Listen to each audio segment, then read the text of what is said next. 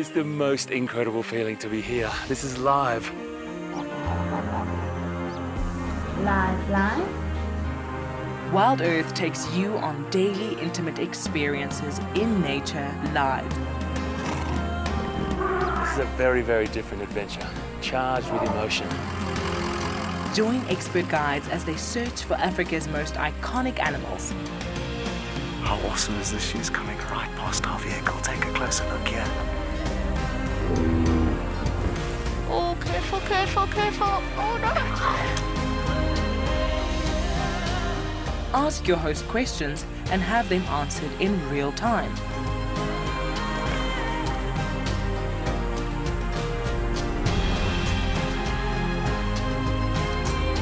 Join us live every day on WildEarth.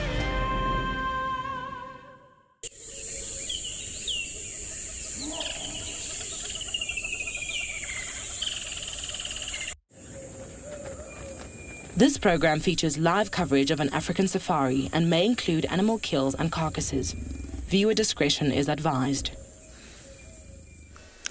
Greetings everyone. A warm welcome to you in the Maasai Mara of Kenya. We have old buffaloes here resting and enjoying the day. Welcome aboard to your very own Safari Live from the African wilderness.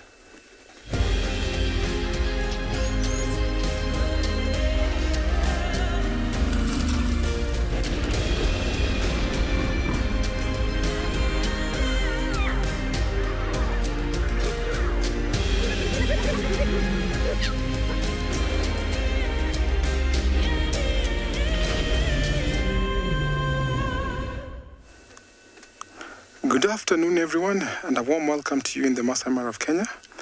We have an old buffalo staring at us. My name is Tim, and behind camera we have Big James. The temperatures have warmed up. It's about 29 degrees Celsius and about 85 degrees Fahrenheit. So that means these animals need to cool off. You can see some of them in the grasses there. Well, this one is finding it hard because there's lots of flies covering his face. He's trying to nod his head to keep off the flies, while the rest are just flapping their ears to keep off the flies. Seems like they had been in a mud wall or a mud bath just not long ago. You can see some of on their necks there. There's lots of mud. Sometimes we call these mud boys or the dagger boys, because of how they wallow in the mud. Since they don't have fur on their bodies because they've lost it from old age, they need at least to wallow in the mud regularly. Now this team has separated from the herd because they're old. They can't keep up their pace with the entire herd, because herds keep on moving from one distance to another. So I'll stick around with these old bulls as we take you over to another safari vehicle.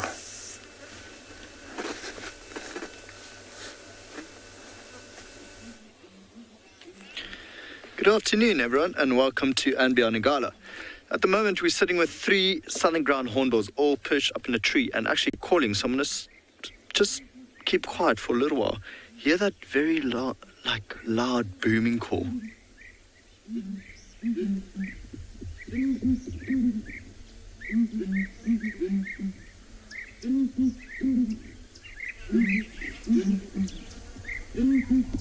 Such a beautiful noise. So this afternoon you are with me, Rowan, and Odie behind the camera, and we are actually sitting in the Timbavati River. Just to our left and up on the northern bank, we've got a small journey of giraffe, I think 5 animals in total, just feeding or browsing around, and then impalas also just to the right of them grazing. And I always say, if I was an impala out here, my best friend would be a giraffe. It's just they can see for ages, they can see predators everywhere around them. So I would definitely stick to giraffe if I was to be any other prey species in this area.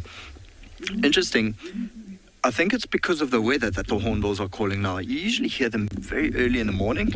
It's possibly one of the first calls you hear. And I've mistaken it a few times walking down from my room to the lodge to be a lion. So I usually stop and I listen, and then because it's such a deep sound. But yeah, very, very beautiful. So with them, I mean, that's about a 4-kilogram bird. And from the size... Mobile laptop, I think you said it sounds like a real beat, that call. Would make a great trance song, wouldn't it? But what I was saying, from the looks of it, I think the male is in the middle, and either side of them could be female or one of them could still be a youngster. So you see how it hops across with the wings. So generally the male's bigger than the female, but all of them have the distinct red just below their bills. Yeah, the youngster looks to be on the right. I think it's still a bit maroonish around the eye and below the bill.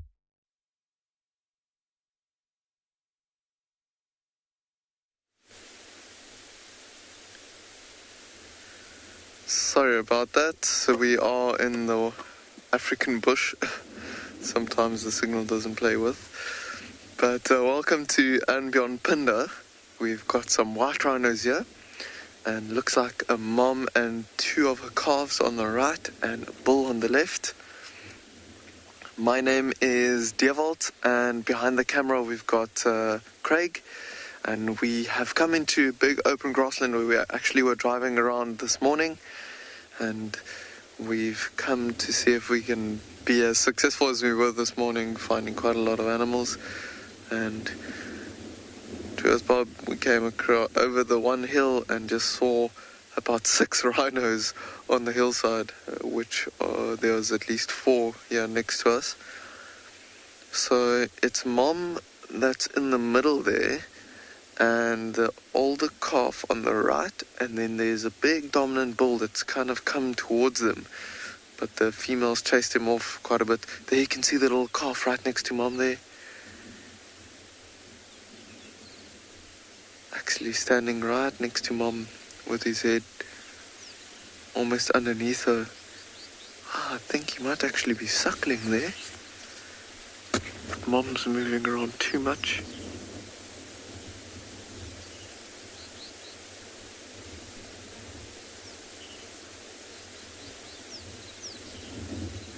You can see the female has quite a bit of mud on her as well. She's a little bit of a different color to the other youngster and the older calf.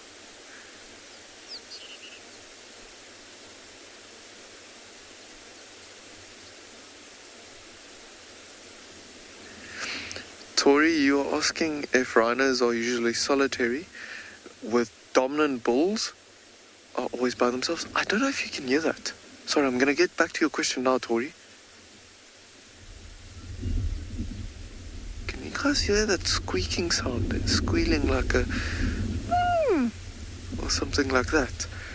It's actually the youngster that's asking and wants its mum to stop so that it can drink some milk.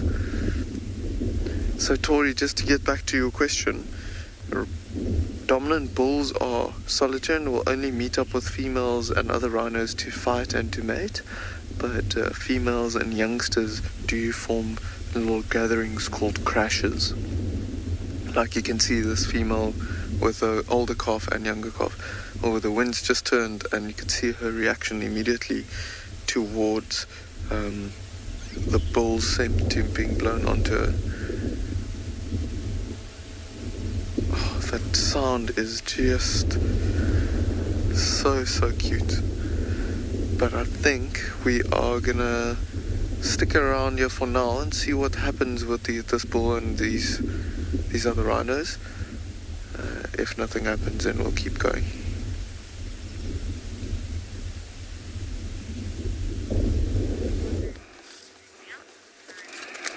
Well, jumbo everyone. It's another beautiful warm afternoon here in the Maasai Mara, and we have a male ostrich, very busy, what they do best during the day, feeding on small grasses and seeds. Good afternoon, everyone. My name is Isaac, and on camera I have Bungei. We're set out here in the plains of Kichwa Tembo, where we'll be looking for lions, part of the migration, and maybe try and find some lions for you guys. It is a very warm afternoon, but all in all looks like it's going to cool down quite soon. There's a bit of breeze, so it is a good combination, or what they say, a good combo. Well, I have a male Maasai ostrich who is in season. I don't know what he's doing behind that shrub, but he's in full breeding plumage, and when he's in these colors, he just attracts lots of females, and I'm expecting to see a female come by quite soon.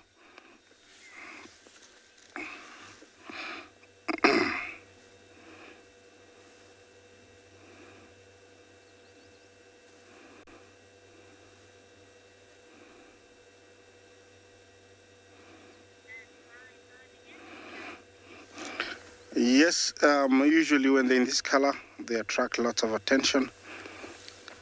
And you will see when he comes out, he was pink the other day, but he's actually more pinkier today. He's busy eating, I think, some sort of grass or shrub. I cannot see exactly what he's eating, but they do eat, small insects, grasses, seeds, even some, it looks like it's grass he's eating. And he's quite busy. Males are black and white, as you can tell, and they're usually gray in color on their necks and legs. And during breeding, they are the ones that come into season, and then when they get that reddish color, pinkish, almost becoming red, becomes, very attractive, and females just come towards their way.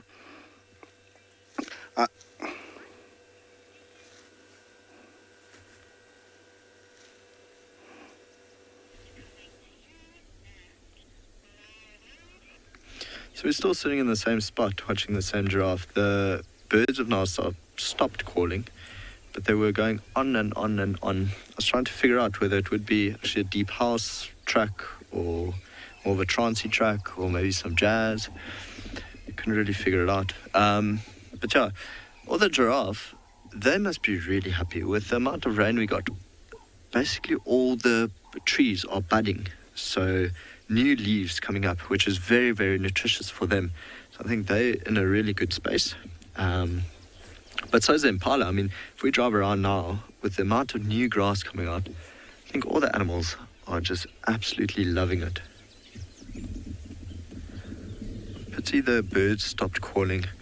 So they are known as southern ground hornbills. And ground hornbills, because they weigh about 4 kilograms, so it's just easier for them to be on the ground majority of the time. Still sitting in the same tree. So what we figured out is that the one in the middle was the male, and then the one on the right is definitely a female, a little bit younger, and the one that was on the left a little bit earlier is another female. And mostly there was a duet between the older female and the older male. As you can see, a very, very large bird. Also a massive bull. I think the most interesting thing I've ever seen one eat is a puff adder, and it almost ate it like spaghetti. It tilted its head back and it just swallowed the puff adder whole. Really very cool to see. Very, very cool to see. We couldn't believe it when it happened. See the one on the right grooming its feathers? They've actually got beautiful wings, white tips on the ends. When they do fly, a really big wingspan.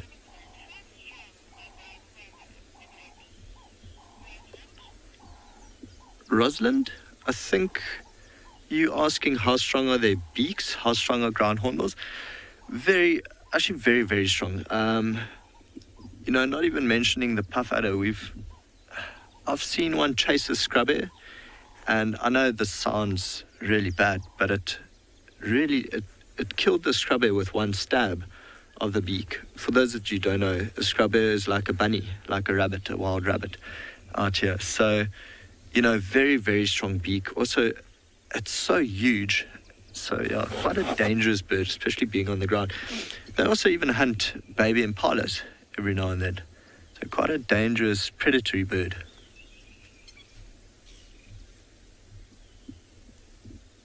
Probably one of the largest beaks you'll find out here in the wild. I wouldn't want to fight one.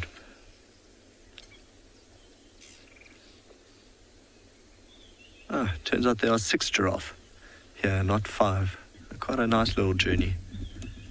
Trying to figure out, majority of them looks like males. Actually, here comes one of the hornbills. You can see the white tips on the wings.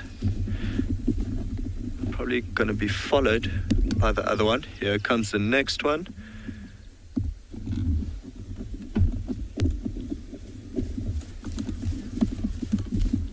You could actually hear it flying over, just the wings flapping, flapping, flapping. Well done, Odie, on trying to keep up with those. But beautiful when they fly. So I'm pretty sure they'll end up landing now somewhere, maybe in the river or just on the banks, and looking for any food. So what we're going to do is carry on and see what else we can find out here.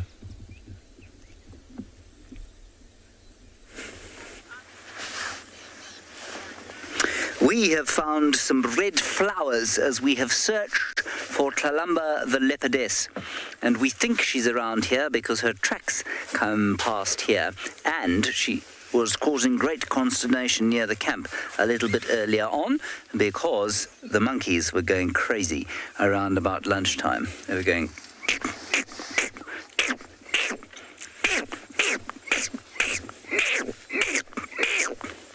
which is what they do when they see something that might want to eat them. My name is James Hendry. On camera this afternoon we have got... oh, there's his thumb. And we shall go back to that beautiful tree with the red flowers. That is Shotia brachypetala, or the weeping boerbean. It is named weeping because it weeps nectar onto the ground, and boerbean, farmer's bean, because apparently the voortrekkers who came up into the hinterland of South Africa to evade paying tax in the Cape Colony way back when in the mid-19th century, well, they didn't bring enough coffee with them, basically, and so in order to substitute for coffee, they sometimes roasted the beans made by this tree and used it as a coffee substitute. I have never done that. I imagine it probably wasn't as good as your finest Arabica, but there it is. Kendra, the animals that feed off this tree, I tell you what, at this time of the year, it's largely birds. There are lots and lots of birds that will try and get at the nectar in those red flowers. Sunbirds, Mariko sunbird, white-bellied sunbird, collared sunbirds, scarlet-chested sunbirds sometimes in this part of the world. And then you'll find squirrels knocking about there. Elephants like to eat the leaves and the bark sometimes. And you'll find lots of other birds that are associated with eating the insects that go for the nectar in the flowers. So if you sit beneath a tree like that with a pair of binoculars and you sit still, you'll see lots and lots of life crawling around on a Shotia brachypetala or at this time. And if we listen carefully,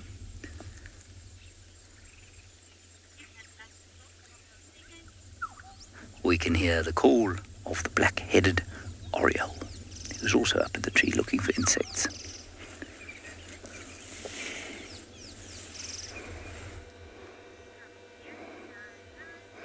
Well, we are here once again, and looks like the female is really presenting herself to the male, or to the cock, we'd call him. She is the hen, and usually they do portray that behavior of wanting him. Sometimes there'll be more than one hen, up to 5 hens, and they'll portray that behavior. But until he's ready, he pulls the strings when it comes to the seriousness of courtship in ostrich.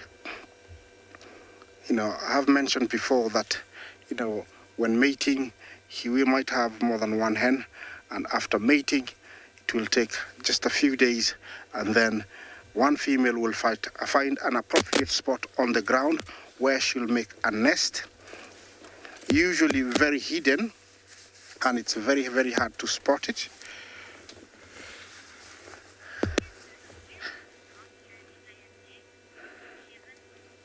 Kevin, very much like a chicken, after the cock mates with the hen, it will take just about a week, and then they'll start laying eggs. For the ostrich, one female finds an appropriate spot on the ground, usually very hidden, because the male is mating with more than one female during the mating season. They will all lay eggs in the same nest, and eggs can amount up to around 25 to 50. And when the major female is ready to sit on eggs, she will sit on them. The incubation period is about 6 weeks, and when they hatch, they are taken care of by the male and female together. Usually they are very, very aggressive. While hatching, sometimes you'll find that one hasn't chosen or found where the nest is really east, and so sometimes you find eggs laid and forgotten in the middle of nowhere. They are eaten by the Egyptian vulture. It's the only kind of predator that feeds on these eggs. It uses its mouth to take a small rock and then hit the egg to eat the inside. Also, hyenas do, prey on the eggs, so they are the only two predators that feed on ostrich eggs. Yes, there is a lot of omelets, and one egg is equivalent to around 24 chicken eggs. So make sure when you go to ostrich farm and get one, you have a lot of company for breakfast, because you might not end up, finishing. I have tasted one, and it's got a very acquired taste. Not everybody will like it because it is very, very rich.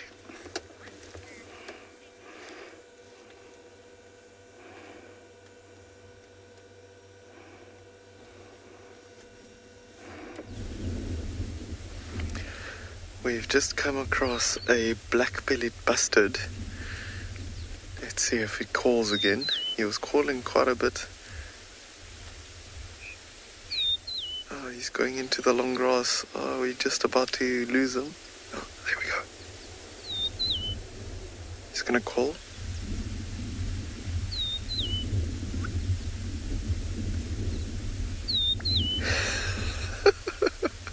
Oh, one of my favorite calls of all birds. I'm so glad that everyone heard it as well. It's that's just disappearing into the long grass now. It's actually a one of the star birds on Phinda. So Anbion has birds that are quite special for certain areas, and the black-bellied bustard is one of the star birds of Phinda. So very cool that we saw it. I actually can see it through the thickets. It actually looks like it's just standing there.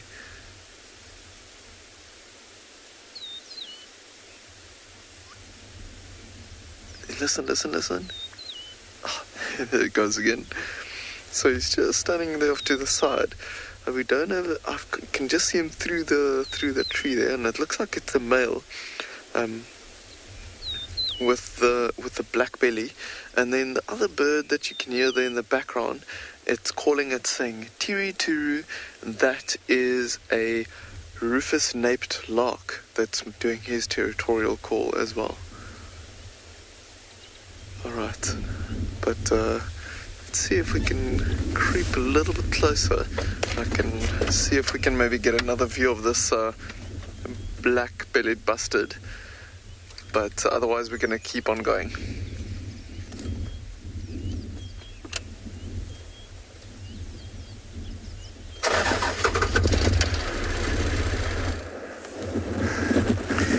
Back here in the Mara, we've come all the way to the Mara River, because we had a big herd of wildebeest, we had a big herd of topi that had tried to cross the this mighty river, but it seems like because the rain has come, it's raining over in the horizon there. It seems like all of them have moved to the upland, so no one is actually attempting to cross. Because previously we've seen some big crocodiles actually on the pathway where these wildebeests and zebras and topi would have gone through. So they're slowly walking back. Look at all those wildebeests up in the uplands there. It seems like not a good day for their crossing because it's raining, and of course that is what attracts the wildebeest to go and graze. I reckon that they can smell rain over kilometers and kilometers away. So that's why they're heading back that direction. We had hoped to see this in the morning because it was hot, temperatures were high, rising. Most of them were thirsty, so I thought maybe that will prompt them to cross. But here we are. When the weather pattern keeps on changing, then of course it also limits their movement around this ecosystem. Lots of topis have young ones, so they can't even attempt to cross whenever they see the crocs. These are very good when you see them crossing the river. They are super majestic and very, very neat to see when they do that. So I'm just going to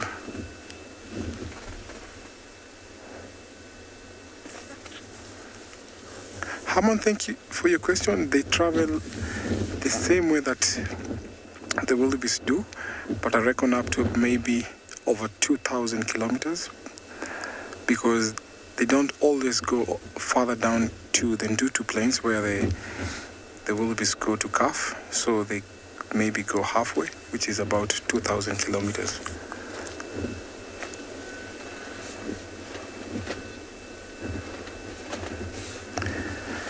Because all of them seem to be heading up, I'll follow them slowly and see where they're heading to, or maybe they might try to go and use a different crossing point. Lots of hippos calling. Look at the background there, look at the sky. Beautiful sky there. So as I'm following these topis to see if they're going to cross to another point, let's take you over to another safari vehicle.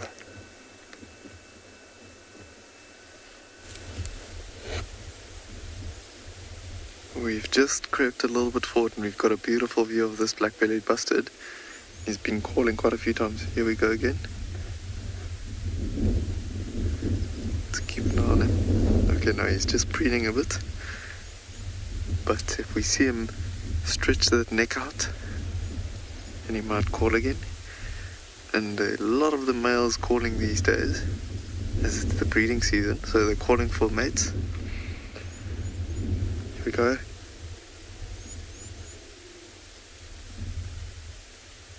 Listening.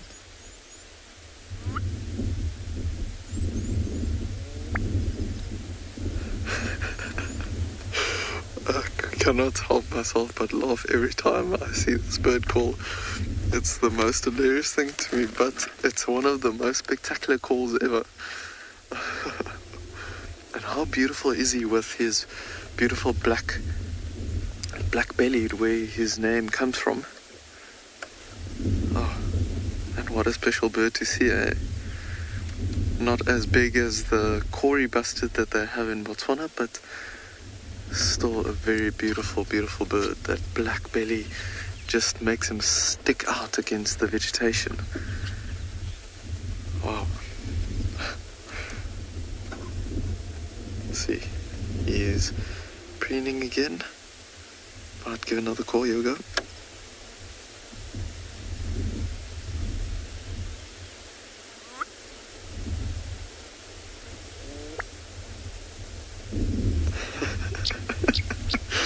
Again, I can't help myself but giggle.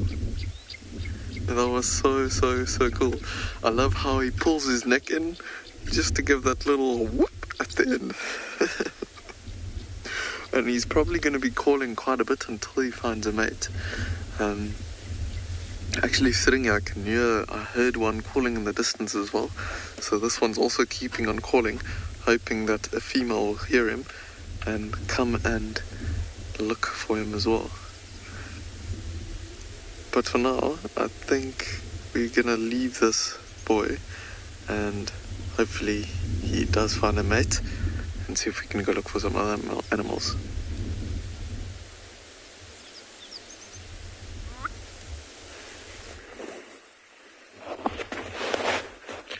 Good afternoon, everybody. Good afternoon. Welcome to Tswala Kalahari, and we have come back to this wonderful site with these fantastic big birds. Good afternoon. My name is Kyle, and behind camera is Glenn. Welcome to Tswalu. Thumbs up. So we've come back to this lovely site with these two ostrich, and we've actually found now the female to be back here. We didn't have her here last time. We just had the male here. So it's very nice to introduce the lady of the house. And we're going to come on to her now. You're going to have to really... a little bit more to the right there, Glenn, for us. A bit more to the right. A bit more to the right. She's so well hidden. There she is. Look at that, folks. So that's the female ostrich sitting.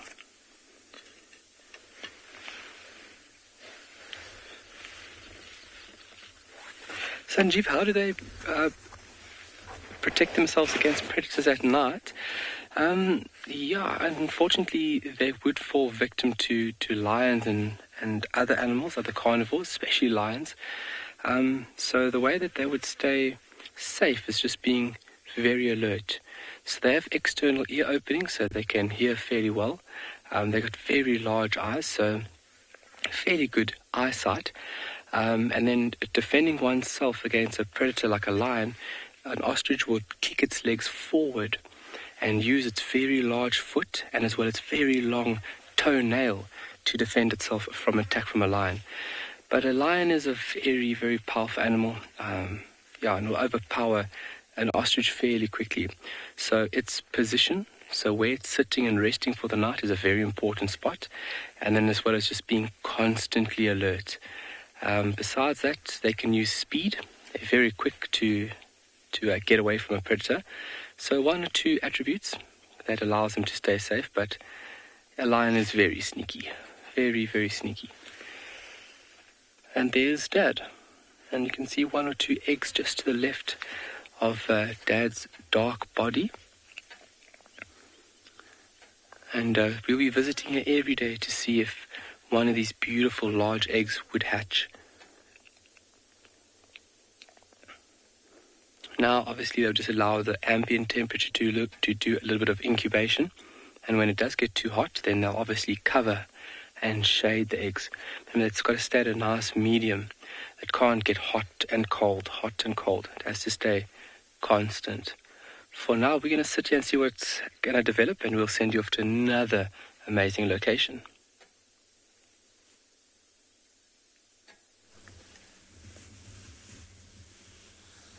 Good afternoon, everyone. I'm so glad that out here in Djuma it is dry and it even is a little bit cloudy. The sun has poked out and it's warm as well. These lovely Impala are probably enjoying themselves as much as I am this afternoon. My name is Trishal and I've got BK on camera and we're with me. Can you hear me? Can you hear me?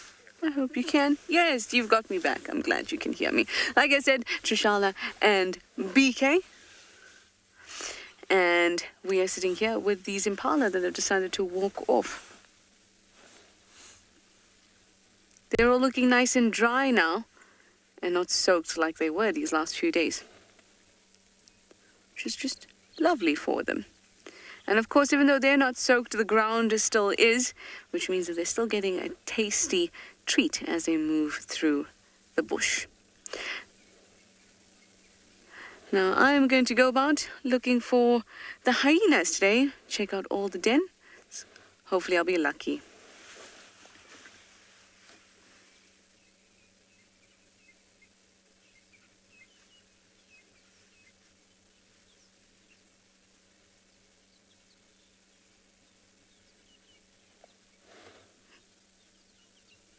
There they go. So, checking out all the dens. Like I said, I hope we'll be lucky. I've checked out Gallagher Shortcut and looked at Aubrey's. No tracks around there either. So we're going to go back into that block by Philemon's Cutline and check that out. Also, this morning, I did check out the Cheetah Cutline Firebreak Den, Gwen's old den, and nothing there either. It doesn't even look like it's been touched, really. No tracks and no fresh digging anywhere. But I would love to find them before we have to leave. That would be awesome. I've been trying, visiting dens daily. But thank you all. I hope that with all the support and the vibes going the hyena's way, they will show themselves. Haven't had much hyena activity around camp either. Oh, I should also check the Battalier Road den that was used briefly. That would be good, I think. Well, good luck for us all. I hope we find them.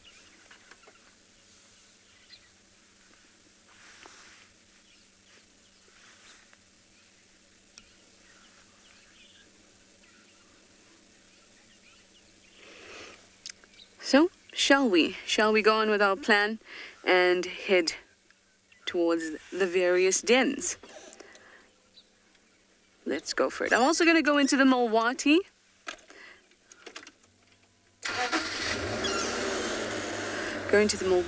And check on our spotted eagle owl friend. And I'll use that way to go up to Battalier Road, where there is another possible den site for the hyenas.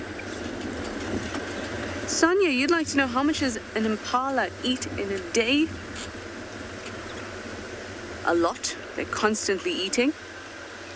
And generally it'll be about 5% of their body weight. And that's really applicable for any mammal, except for hippos, who eat less than that. They eat about 3.5% of their body weight. And that's because they can conserve a lot of energy by being in the water. But it's a good general rule. 5% for most mammals, 3.5% for hippos. All right, off I go and check these dens, then into the Mulwati and to the Battalier Road den.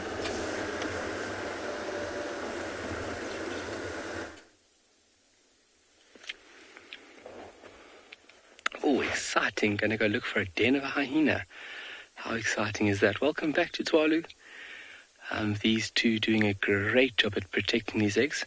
When myself and Glenn actually came into the area about 70-80 meters to the west of us, there is lion tracks. And to the question that was asked before, so the animal just holding its nerve, allowing its body coloration to blend in with the dark night scheme. And then if, all else fails, wait until the last minute before you unleash some speed to get out of there, because they will try and defend, but against lions, they would rather book it out the area, let's say it that.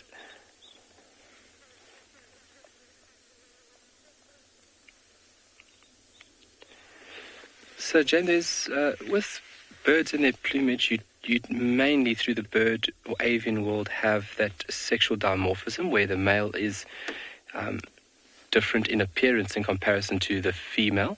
The female normally being duller in color in comparison to the male. The male has to go through courtship in order to impress the lady. And when that courtship is complete, the lady is normally the one sitting at the nest. So in this case over here with Ostrich, the male being fairly dark, jet black in his plumage, and the female having that dark brown appearance, their color scheme works brilliantly for day and night. So at nighttime, predominantly the male will sit in the nest where his body is concealed in this dark landscape. And now if you look at her, she just looks like a termite mound. So her coloration fits perfectly within the daylight color scheme. It's not always the case. There is a few species where female is more prominently displayed, let's say, at that in comparison to male. But the majority of the avian world, your males are more flamboyant, let's say at that, more brightly colored, or yeah.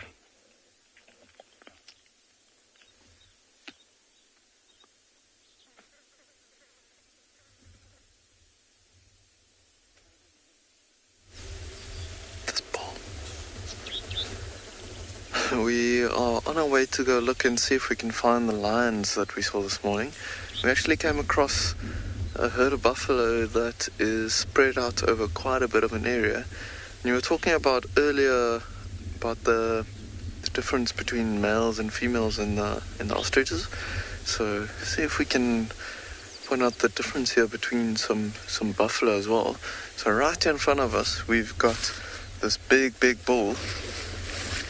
And one thing that stands out quite a bit, apart from his piece of skin below his body there, is you can see these horns is quite heavy with like a helmet on top of it. Can you actually see there's a bit of red bark or so that's in there from him scratching his horns on some trees or so? And let's see, there's actually a big bull off in the back there as well, looking towards us. And then you can see he's got also a helmet on top of his head, like that big boss.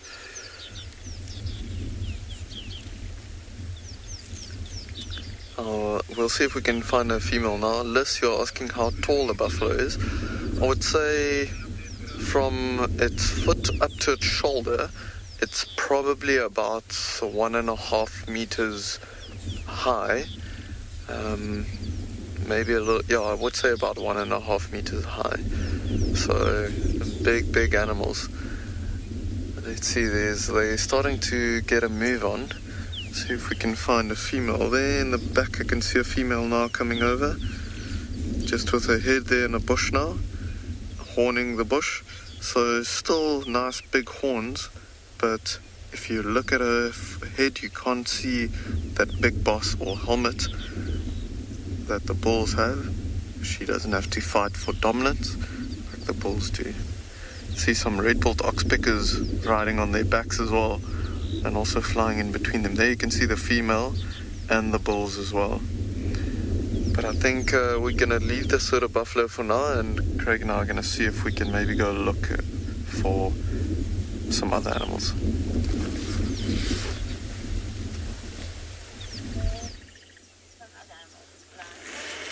We are sitting with our most common antelope, and they are wandering up towards the north, and they're enjoying the stillness of this afternoon. The ceaseless driving southeast wind has stopped.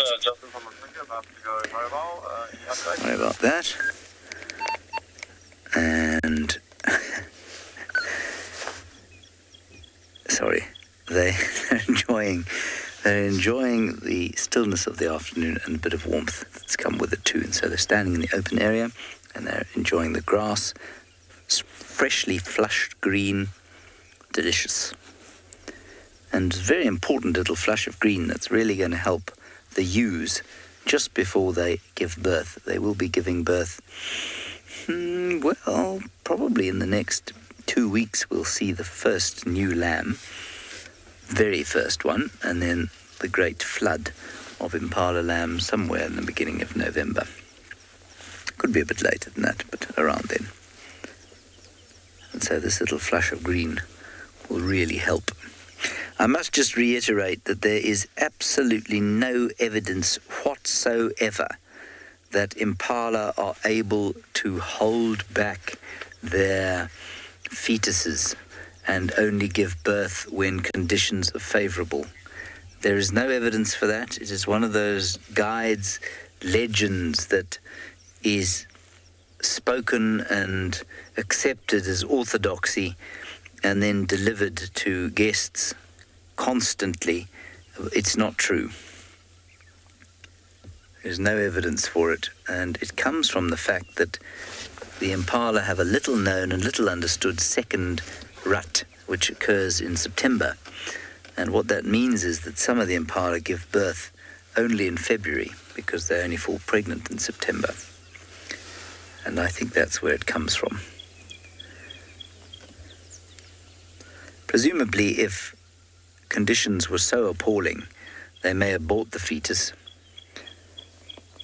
And I'm not sure from what stage they would be unable to reabsorb it. I'm not even sure if they can. I know that some mammals can. I think some mammals can. Maybe they can't. Anyway, these guys can't hold back their young.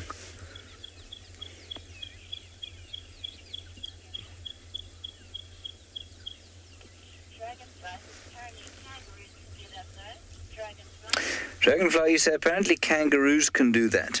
Well, that wouldn't surprise me because a kangaroo, remember when a kangaroo gives birth, it gives birth to a tiny, tiny, tiny little joey.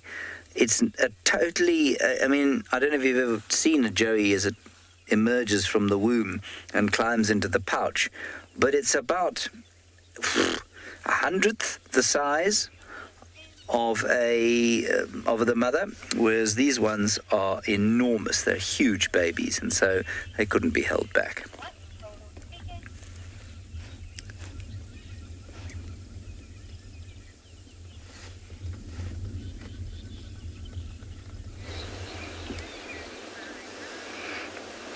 Well,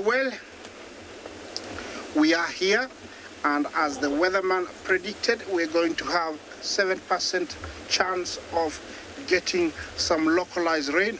He was very, very right and on point.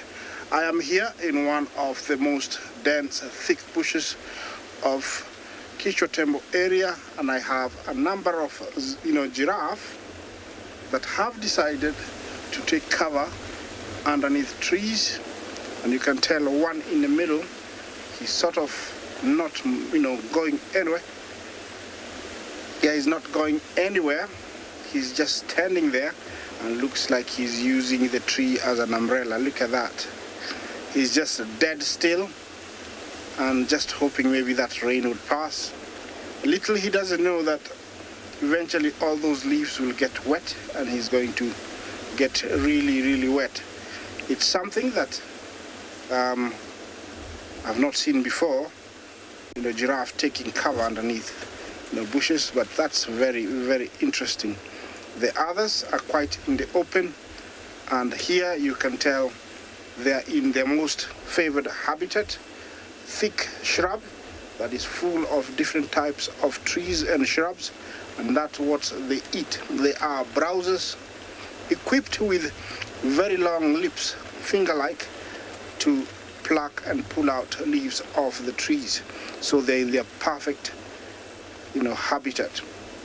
Remember, these are Maasai giraffes, Africa's tallest animal, very abundant, and they are doing really, really well. They're coming back.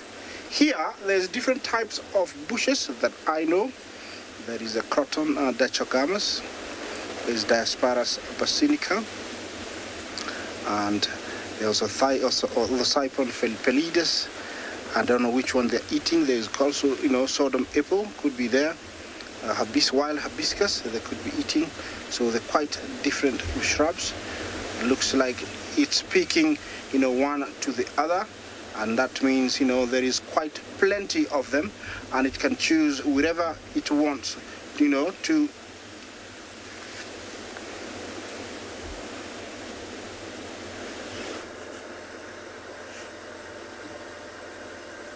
Okay guys, so we're here going towards the hyena den, the one that we're used to. Okay, I see a cub that's out. This makes me very happy. For so long they were gone.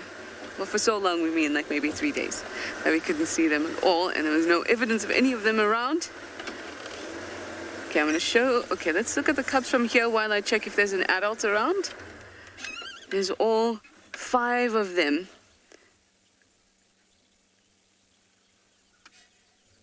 Okay. This is amazing. I'm so glad. I'm so happy. But as you know, we can't spend time here if the adult, or one of the adults at least, is not there. If you go to the right, BK, you'll see the other one of Ribbon's cubs behind a bush. It's just sitting down. So all 5 are definitely here, but we're going to just take a drive around away from them. We're not going to get closer. And last time with the lioness, that was a great example of why we don't hang around when an adult is not around. But I just want to check. Sometimes she'll lie down here. If she's lying down here, then we can stick around, which would be awesome, right? I hope you're as happy as I am. I'm sure a lot of you are. It's been too long. Too long. Ah, she is here. Yes! Yay! She is here. She's just actually lying near them. Unless one of the cubs suddenly got very big. Hello, Poppets. We haven't seen you in so long. Haven't seen you in so long. Right, let's see which mama hyena we have there. Can't tell yet. Lying flat. Hello, curious things. Hi. Have you missed us too, obviously? Hey? The sun is out. Is that making you all quite happy? That's Justin from Msinga. We want to move on and have a look at... That is the Game Drive radio. It's Corky. Is it? Yes, it's Corky. All right. And there comes the little one. There she is. Yay. Oh, I feel like somehow my home has been completed. Louise, you'd like to know why we don't stay at the den when there's no adults around? It's because we can't protect the cubs like the mum can. In fact, not at all. And you can see how curious the cubs are. There's Corky's one out there, and one of the other cubs have gone into the mount, and everybody else is under the vehicle and around the tires. So our presence makes them very, very curious. And it could keep them outside of the den, and the den is a place of safety. It can keep them outside that place of safety and be playing around our vehicle, and we can't protect them. So instead of giving them that temptation, if there's no adults around, we just stay away. And that is really the best approach. And the last time, hello, little one. Hi, you're looking so big. A couple days ago, we were at this exact den, and Corky and her little one, which is why we're so happy to see both of them, they were suckling our chair, and a lioness came through. And a lioness will attack and kill the cubs without a doubt if she sees them. And she did see them. She did see them, and Corky's cub ran straight towards the lioness because the lioness was standing by the den, and she just made it round and into the hole in the side. And the lion ran after Corky, and then there was a whole lot of vocalization. And in that instance, what if Corky was not there and we had attracted that cub out? We don't want that. So that is why we only stick around when there's an adult around.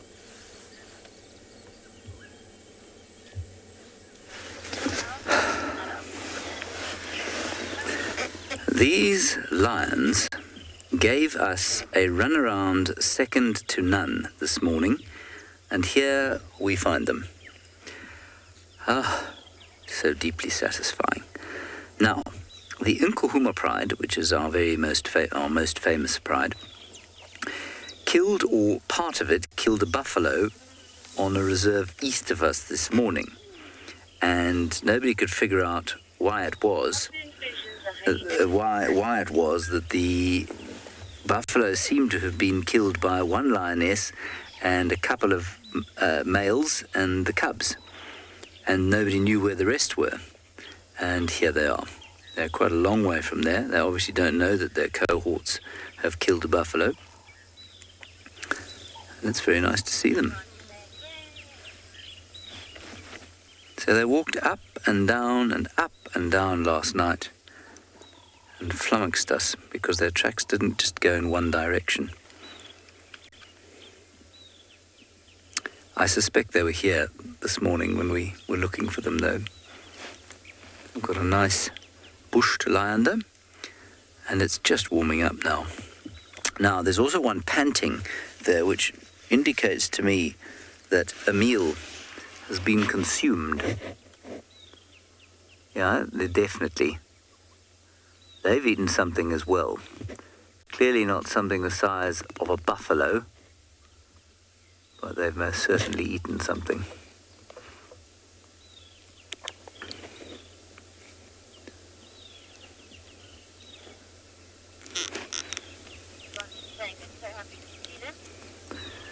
Any of you happy to see them? That's great.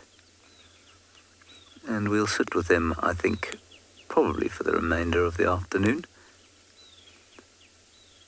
and see what they get up to.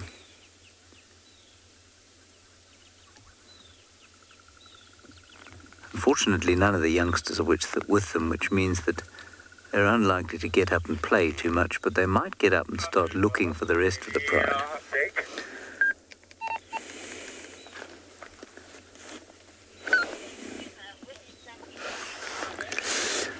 Puma, they are currently at the junction of the Firebreak and Mvubu Road.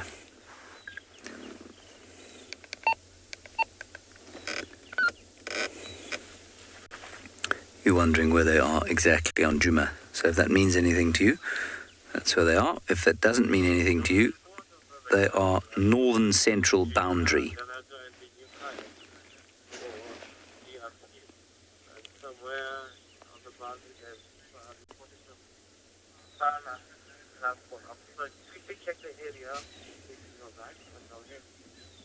Much yawning. And I think this yawning and general lethargy is going to be accentuated by the glorious bit of warmth that is now coming out of the sky. It's very pleasant sitting out here now. Unlike this morning when we were freezing, it's now just delightful. We have huge action, one of them rolling over to reveal a belly semi-full of food. One demonstrating an exceptional pair of dagger-like chompers.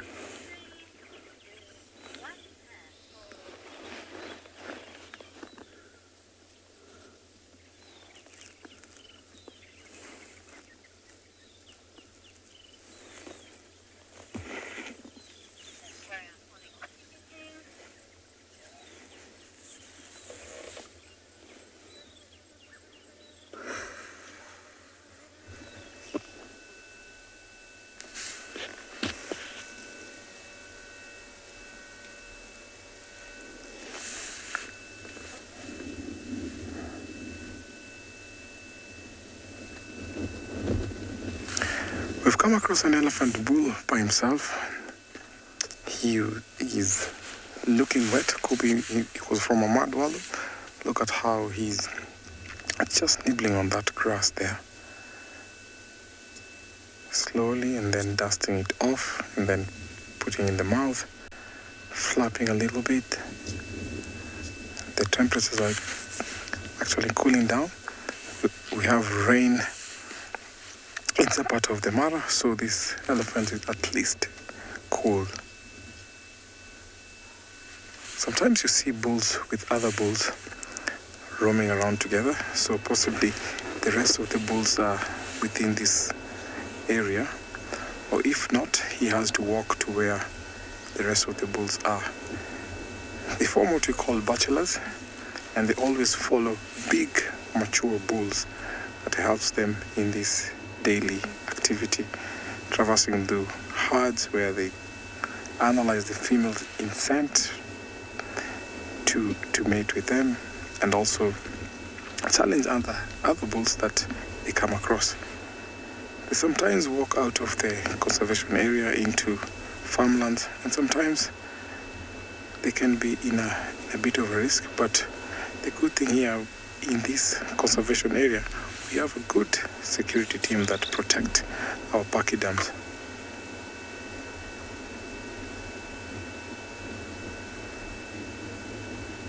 Lone bulls or bulls his age sometimes go back to their natal herds, but don't stay for long. But they're always coming out of the herds and then walk around with the big bulls as they walk from areas to areas, because they're not territorial.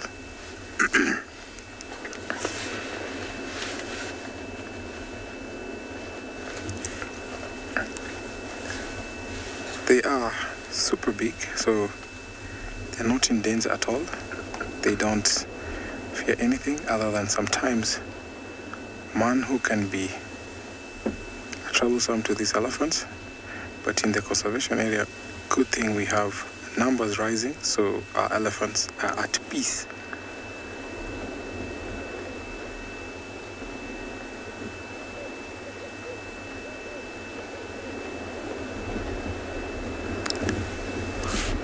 I'm going to follow this elephant bull to see if there's other bulls within this area and see what they're up to as we take you over to another safari vehicle.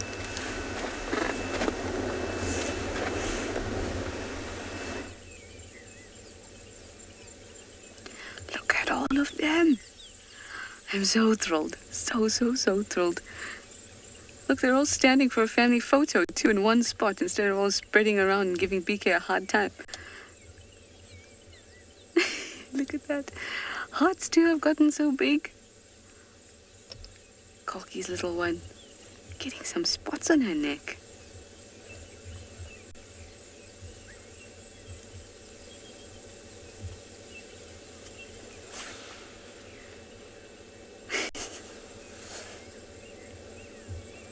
Look how tough she is. Yes, you are. They're enjoying that little mound of sand there. I've seen quite a few of them go up and play.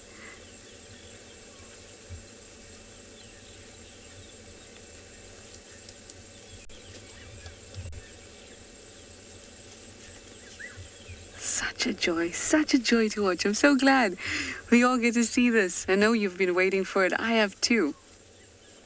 So much. I've been trying so hard. But as usual, when you think that something's lost or you need to find something, check in the most simple place, the place where we always saw them.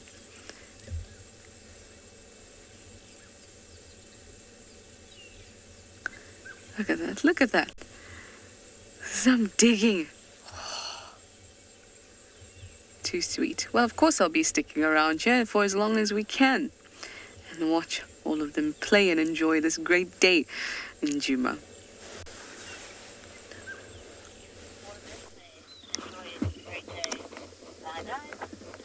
Our lions are drinking mud.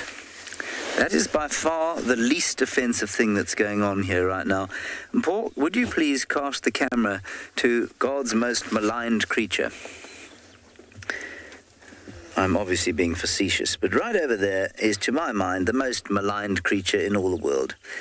That is a hooded vulture, and the hooded vulture is currently consuming the most disgusting substance on planet Earth, and that is lion dung. This particular lion dung, or scat, has just emerged, and so is probably still warm. I really think that to have been born a hooded vulture, you must have been a criminal of the worst possible kind in a previous life. Can you imagine? What's for dinner, Mum? Well, I'm afraid, son, I'm going to have to tell you something today that is going to distress you, but You better accept it. Anyway, let's go back to the lions. I thought they were going to leave us, but thankfully they seem to be about to have another sleep here because they are very close to the northern boundary.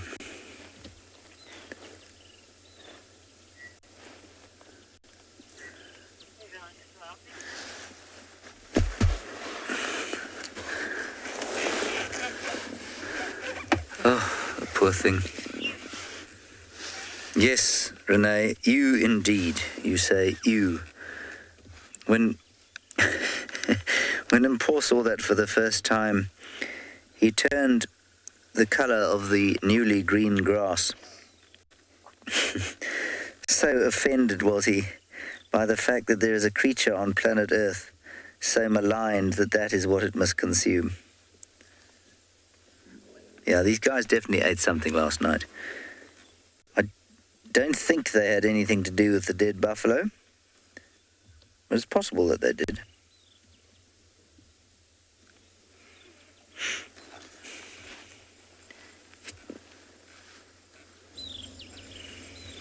I don't know why they would have left it though, so I'm going to say they killed something else. There we go, that's quite sweet.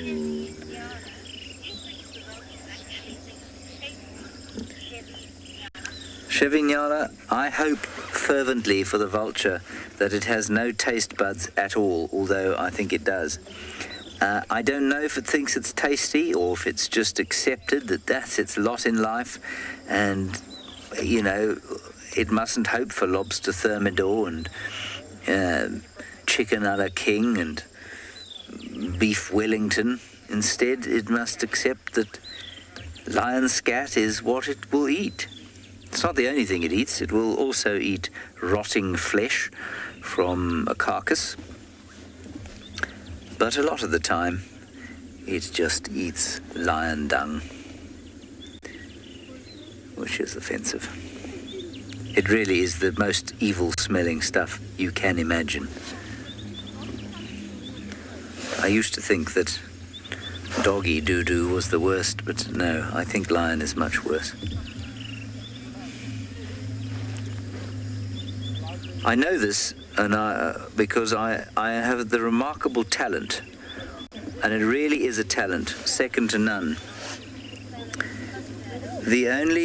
I have a remarkable talent for standing in the excrement of animals. I don't know why it is. If there is, I will stand in it. And so I know. I have great experience of what smells the worst, and definitely lion scat is the worst. A comment there saying maybe it would think salads and pasta tasted disgusting. Maybe it would, and I hope fervently that that is the case. So that's from you, Sky. I hope fervently that the vulture can think of nothing more delicious than lion scat, and that the thought of eating some kind of gourmet meal makes it feel sick to the pit of its stomach. Because only if that is the case can the hooded vulture be satisfied with its existence. Otherwise, surely, it must feel very bitter every morning it wakes up.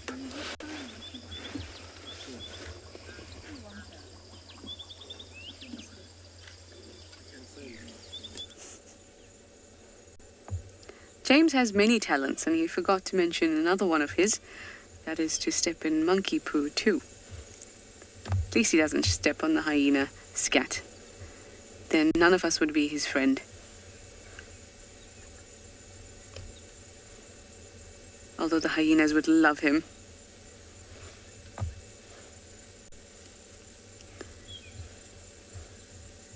Oh, got a bit of practicing going on. You would think, but it's actually just a bit of dominance display here. As you see with lots of mammals, they'll mount each other just to assert their dominance. I will tell you a funny story about James and a hyena, though. A couple nights ago, when we heard the hyenas squealing near our rooms, it was the evening or early morning after the lioness had been here. And it woke me up, and it woke James up. And I was just lying in bed listening. And then I heard James' door open quite quickly. So I thought, oh, what's going on here? Let me get up. And then I heard it close just as quickly. So I was like, okay. Didn't hear any hyena activity. And then when we met each other in the morning, I asked him, did you go out to see what was happening? And he said, no, he got up to get his shoes because he heard the hyenas and that was his main concern, to get his shoes that he left outside. Good on him, because if he didn't, the hyenas would have got those shoes. Nothing like a good chew toy.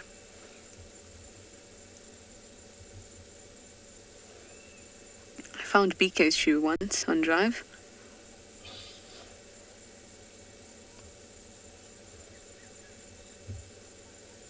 Aspire, you'd like to know how long hyenas can go without food? Well, these little ones can go probably a week to 10 days without a feed. It's a struggle, but they can do it. And adults, because they're able to gorge themselves, they can also go about a week without food. But again, that is a stretch. Because being predators, they metabolize very quickly. And also being adults, they're moving around very quickly. So the young ones can survive a little bit longer without food because they can be inactive and in the den. But an adult is using a lot of energy. So only about a week. That's about it for most. Oh, look at that. For most animals, or most predators especially. As for water,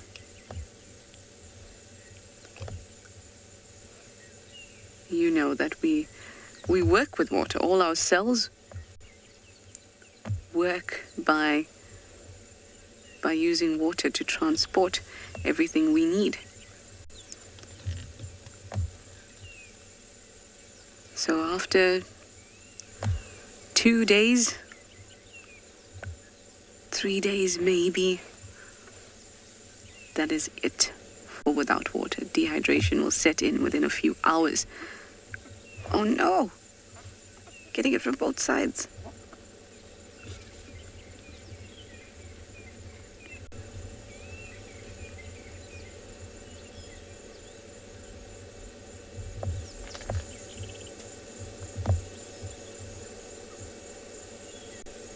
If they get a good meal though, they'll get a lot of that moisture requirement from the liquids within a carcass.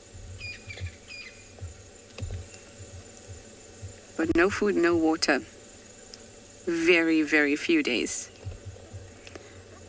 Luckily for our hyenas here, our cubs are getting good milk, they have so much energy, and our clan is doing very well too.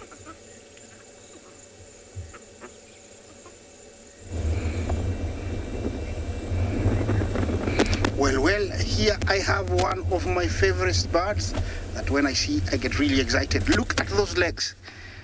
Can you see that? It's called the lily trotter or the African jacana. They have some of the most, largest toes. I don't know if you can see them. They're like wires attached to their legs. They're so long, it's hard to believe. Yeah, I hope you will see them when it comes out into the open. This is a bird that pairs for life, but the female is usually, slightly larger than the female. You see those legs? See how big they are. So big. And, it's also another very interesting bird because, after mating, the males usually sits on eggs and takes care of the young ones. Very unusual, in the bird species. And those legs allows it to walk on these shallow waters so it doesn't sink. It holds a very big surface in that loose creepers in the water, so it's able to eat insects. As you can see, it's hunting. African jacana. It's got a flight. It can fly, but flies very low and very short flights. And it's got the call is a very short call. It goes. It doesn't last very long. Yeah, look at this. Yeah, it's nice to see them, you know. You never used to see very many of them here in the Masai Mara, but in the recent times, I'm seeing quite a lot. JT, Jumbo, these birds build their nest on the ground? Yes, you know, in a water surface.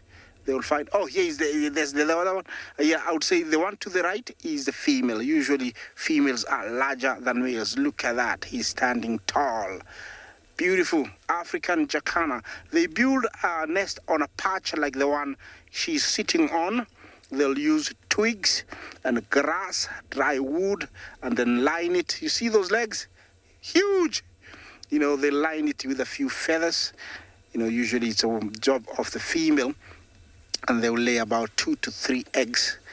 Yes, very nice to see these guys, you know, over here. Looks like they're finding a safe haven with all the swamps and marshes created by the rains.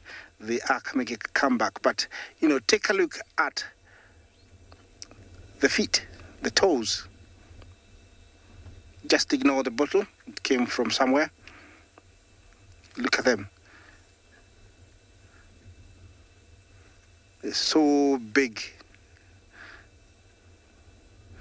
Yeah, those tiny little legs are modified or very a sophisticated kind of bone. It's very thin but very, very strong. So it's able to hold that big body, and it is necessary to have the least weight so they can actually fly well. All bird bones are like that. Yeah, definitely that's the female. She is slightly larger. Yeah, nice. Very busy eating little insects on the surface of that area. Lily trotter. Here comes the male, slightly smaller.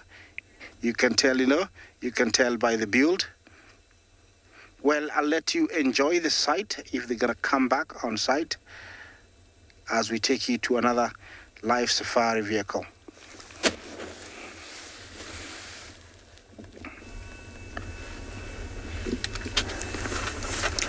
Now here we have some birds that are really much enjoying eating the vertebrates in the small pond there. We have the sacred ibis and we have a jacana. Sacred ibis, we have a jacana, we have a yellow-billed stork, we have spurwing lapwing, wow, cattle egrets, black-headed heron, grey heron. So it's nice here. Actually seems like a playground for these birds here. You see the cattle egret and the heron, the stork. They have a special adapted way of how they feed when they're walking in the water. They have what we call a snap bill reflex, where they snap shut their bills whenever they get some slight movement on the bills. It's so interesting when you watch these birds when they're feeding. Sometimes they submerge their heads inside the water. And then when they come up, you wonder if their eyes are closed or not, but they have another eyelid which protects them as they are feeding in the water. They eat vertebrates, small fishes, tadpoles, and even crustaceans, who form a special diet for these birds.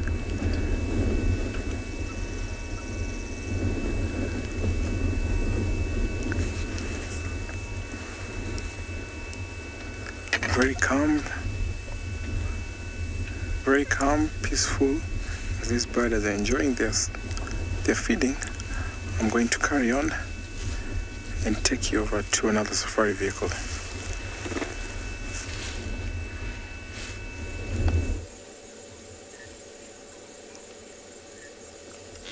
This has just been too entertaining. So much play.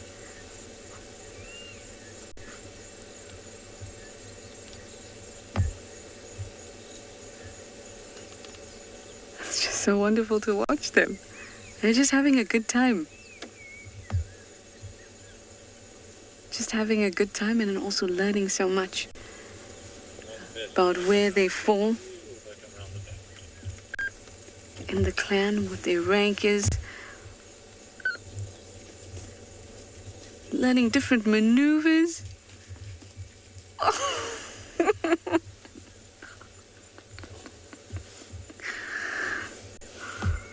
Oh,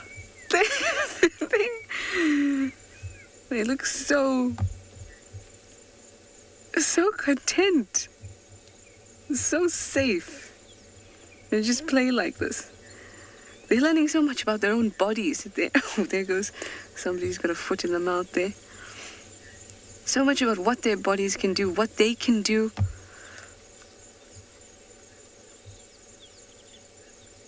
Using all those muscles.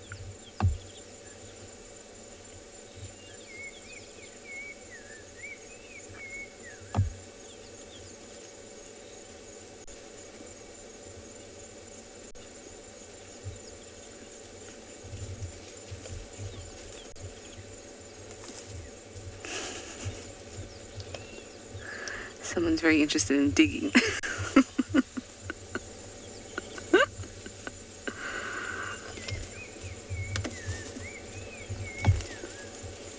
Oh, this is ridiculous. This is ridiculous.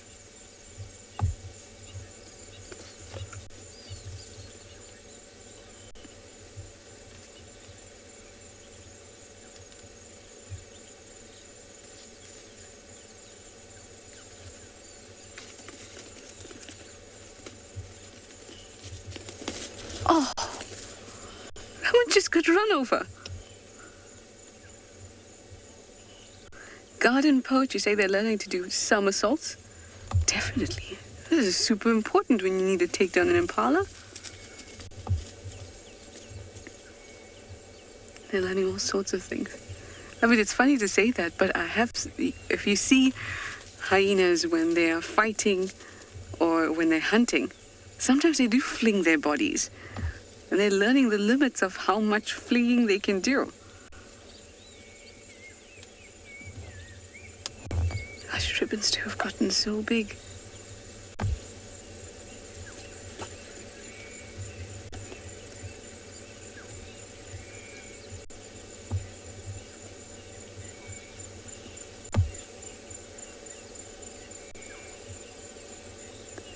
You guys are saying they have the zoomies. Yep. A bit of the crazies have set in. I wonder if they'll crash soon. Meanwhile, in a more peaceful side of the den world, there's Corky with her little one, feeding peacefully. While the other four use up all their energy.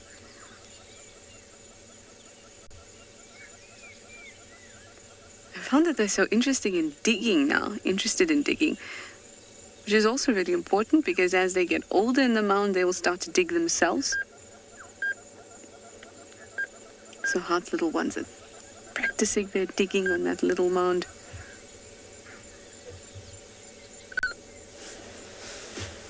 She's got alarm calls on Weaver's Nest Road. I'm just going to call that in quickly.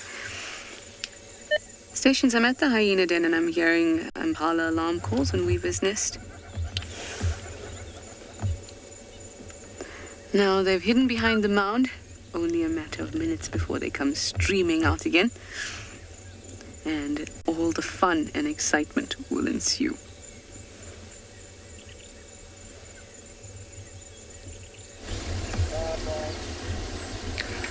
We have found the lions and they are all fast asleep. You can see the two lionesses there, one on the left hand side just picking her head up as a vehicle is leaving the sighting, and another one lying right up against the tree there. We're actually sitting with a male that was lying in the open.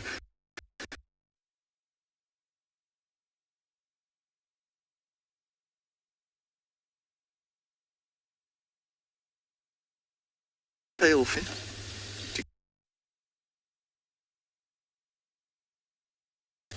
She's listening. I'm sorry that Phinda's lions didn't want to greet you and spend more time with you, but our lions do. We moved around a bit just to see if we could get a slightly better angle. I don't know that this is the best angle in the world, but we'll sit here for a little while. Everyone's gone to sleep, and you can see, if nothing else in this particular shot, the large bellies on all of them. I suspect whatever they murdered last night is fairly close by, or that the kill took place close by, because the tracks go up and down and all around this area. So it's likely that whatever it was met its unfortunate end close. Again, I'm going to say something about kudu-sized. Maybe Nyala bull-sized, but I think even that, I don't think an Impala ram would have touched sides with 1, 2, 3, 4, 5, 6 lionesses, hungry lionesses.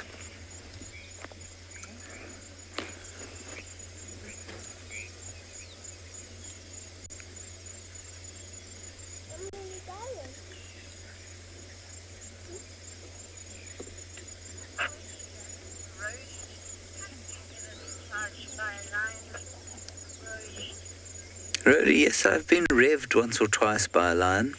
I've never had to stand down one of those terrifying charges where the lions stop 2 meters from you and hit the ground and spray sand onto your legs, and you see your life flash before your eyes and that sort of thing.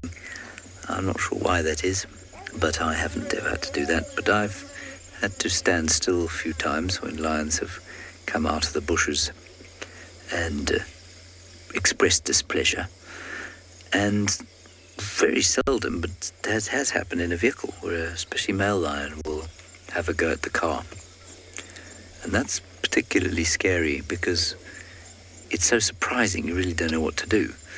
So yesterday, or in fact a better example, is when we tracked the purple-eyed lioness to her den.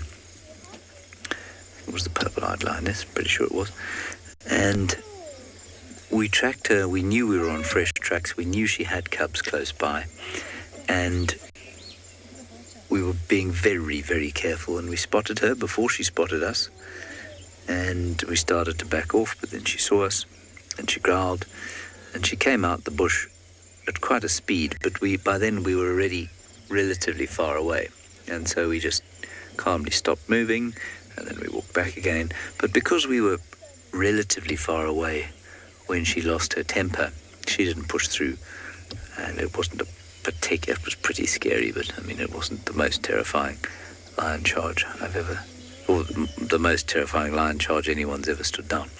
But it doesn't happen often if you're careful. If you behave like a moron, it's much more likely to happen.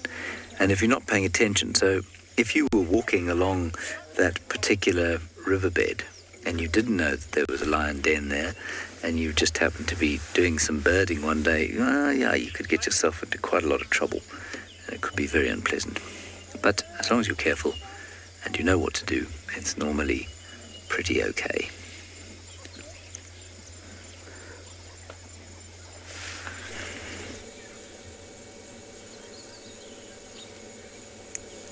Look at these guys. They should take some of James' advice about lions on foot.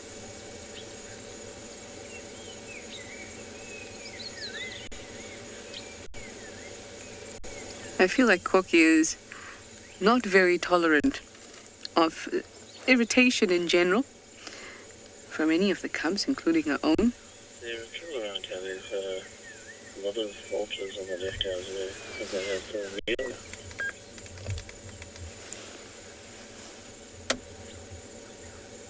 She chased one of Ruben's cubs earlier. Got too irritated. Now they all want to come over and play with little Corky.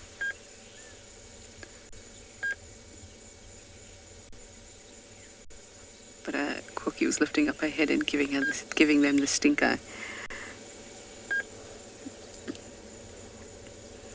And Corky's little one is feeding and then watching the others play and stopping feeding, and it was so cool.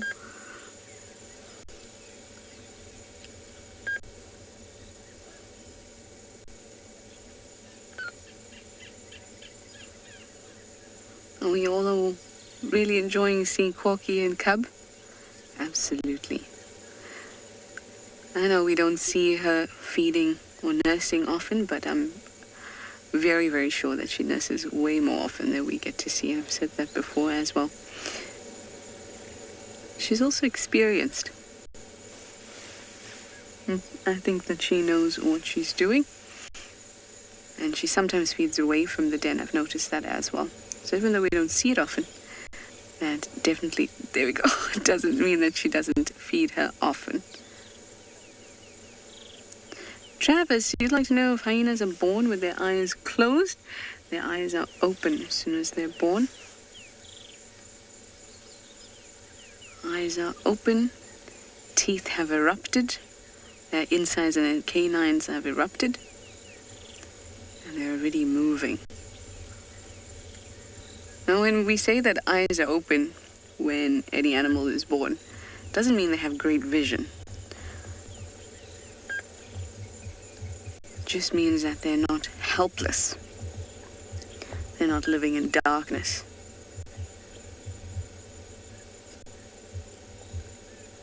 But out of all the predators' youngsters, hyenas are the most developed when they're born.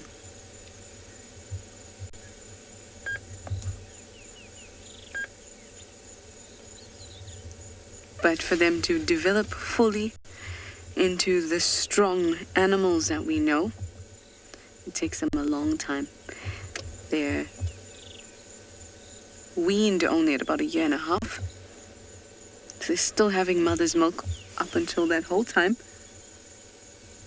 Only independent between 2.5 and 3 years old. So it takes a long time for them to become the great animals we know, even though they start off so well developed.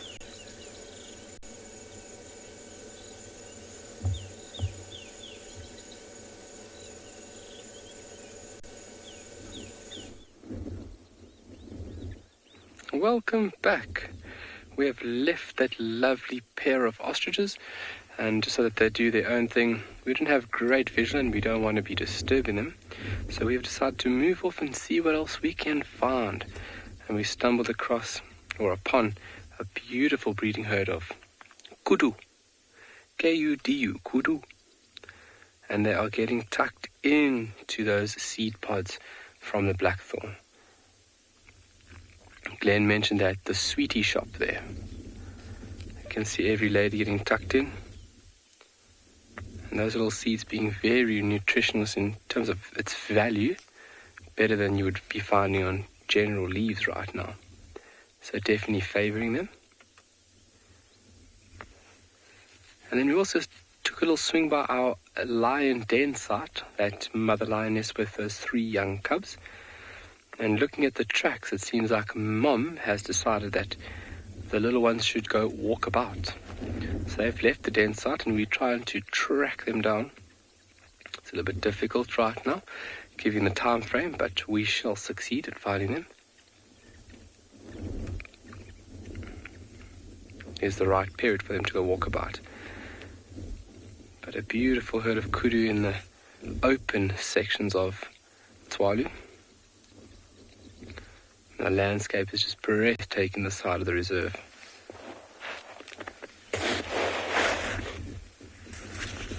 We had some oryx they've run, Glenn. Yeah, they're gone.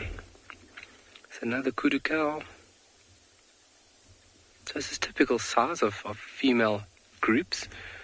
Anywhere from 6 to 10, 14. That could vary depending where you are. Depending if you're in the Eastern Cape or parts of the country like this over here. Yeah, the landscape is just ever changing. And 3.5 years working here, and I still look at the landscape like, oh wow, it's so beautiful. It's like I'm seeing it for the first time. But constantly changing. The female feeding fairly low. They've been recorded at grazing. They do have a preference. They are one of the purest browsers. But that might be a low-laying shrub there that she's nibbling off. Actually, you cannot see. Oh. What are you doing, Lady Kudu? But seed pods, fruit, obviously leaves would be a highly fetched after prize item. Seed pods, fruits, that's what they would be feeding on. And definitely utilizing what is available now in terms of high nutritional content. But nice group, safety numbers. And you can see how nice and close they are to this mountain, or this little kopi, we call it. They're well adapted to move in those rocky habitats as well. Glenn was pleasantly surprised when we saw a group of females moving through the rocky areas of Tswalu. The agility and the precision at where they put those hooves is just remarkable. And I mean, those aren't small rocks. But also a very viable habitat for a lot of animals. From the the rock rabbit, which we have here, a few bird species, reptiles, and then the kudu. We also find up there the Hartman's mountain zebra, which we also are looking hard for this afternoon.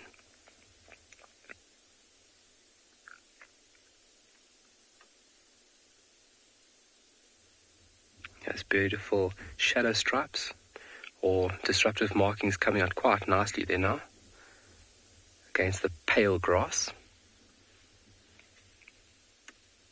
So this is typical of the colors in the Kalahari.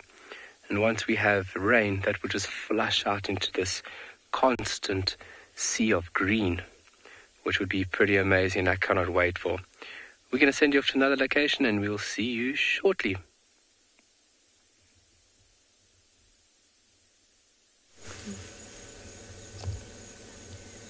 Corky is moving off into the distance.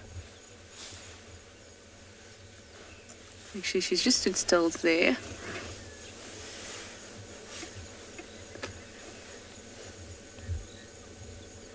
I thought she might move away. If she moves away, you know the deal.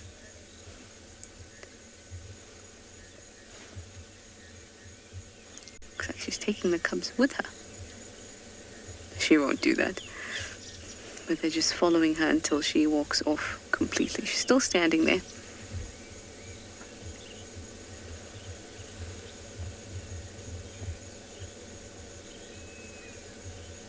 There she is.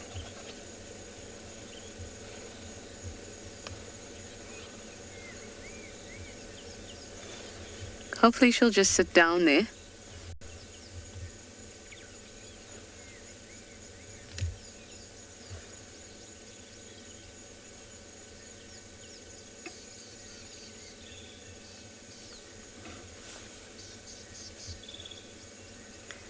I'll keep an eye on her. She's still there. These cubs have come racing through. There's a skid to halt.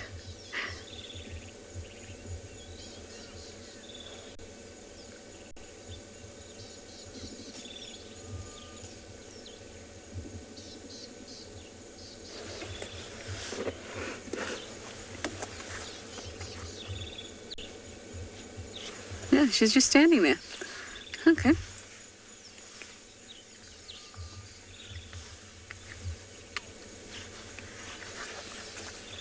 Tug. I think it was Tug. You wanted to know how closely related the different hyenas that we have are. Closely in that they share a common ancestor, but the spotted hyena is the most recent to split. It also has a unique genus of crocuta that the others don't share.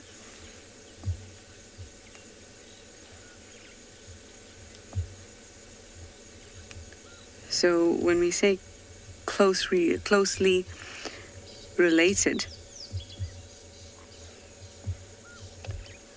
they share a common ancestor.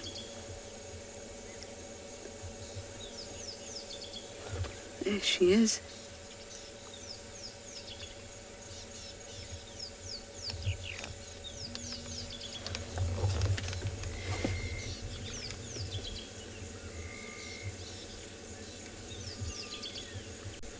They're quite a small group in the carnivores, and you know that they have their own special family, Hyenidae.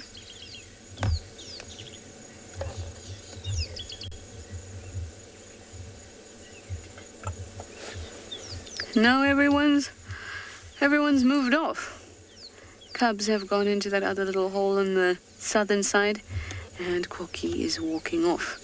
So we're going to move on too. Well, I'm really glad we could actually spend this time with them. I'm sure you all are happy as well.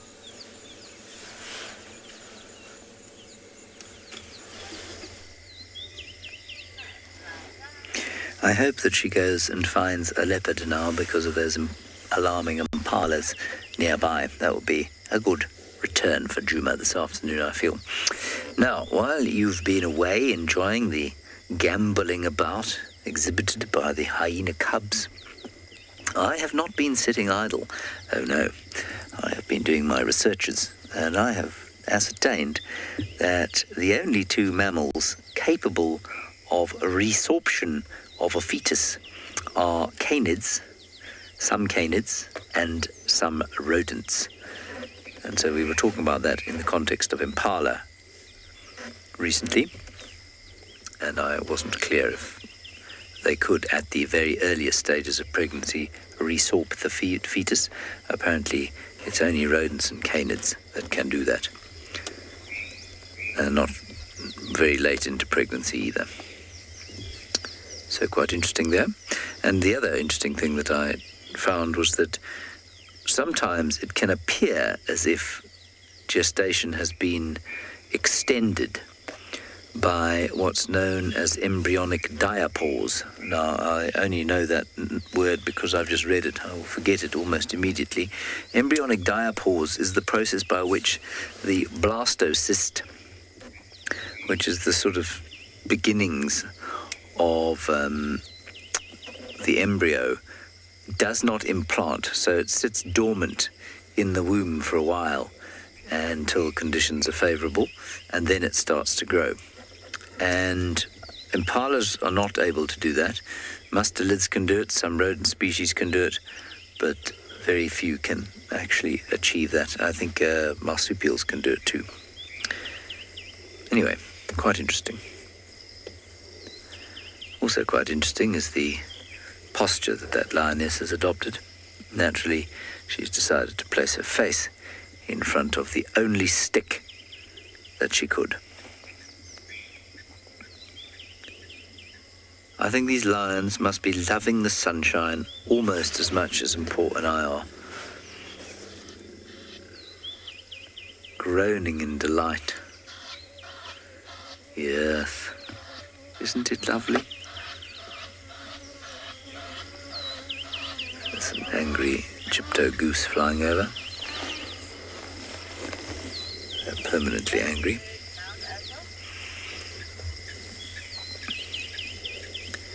And down in the little gully to the left of your picture, we have the white-browed scrub robin.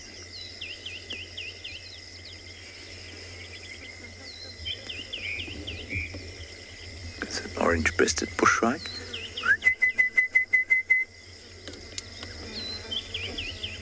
Coqui Franklin in the distance. Quack, quack, quack, quack, quack. Crested barbet.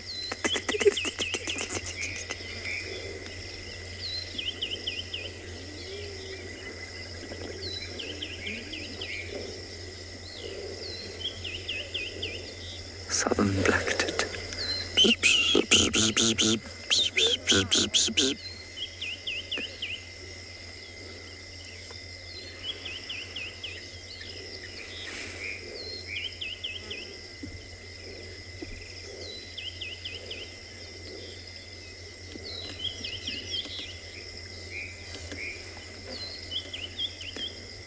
Lovely sounds. Very peaceful to be out here. In a vehicle, on foot, probably wouldn't feel quite so peaceful.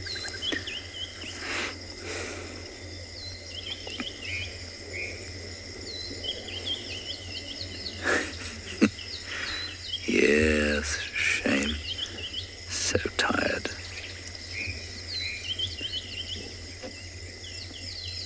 I think whatever they ate must have been pretty close by here because I can smell a bit of viscera. Rachel, you want to know if lions sound like leopards when they cry? I don't think they cry a great deal. When they call, they don't sound anything alike, no. When they growl, they sound quite similar, having a similarly structured voice box. And if they are really angry, they sound quite similar. But no, they don't sound similar when they cry. I don't know that they do a great deal of crying.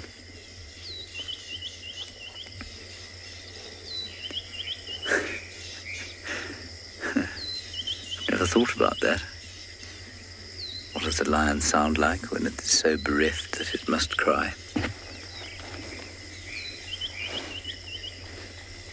Most animals, of course, express emotion very differently from us, and so they won't actually cry. That's not to say that they don't feel emotion.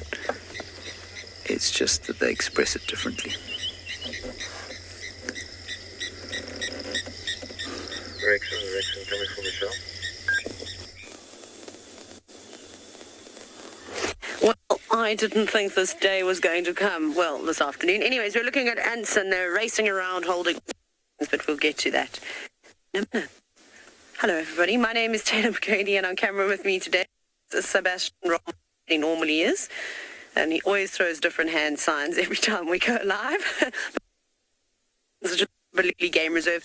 We were watching some ants. Now, those ants look like, or hiss ants, they're also known as. We wanted to keep quite... I'm just joking. Well, I suppose they can if you disturb their neck.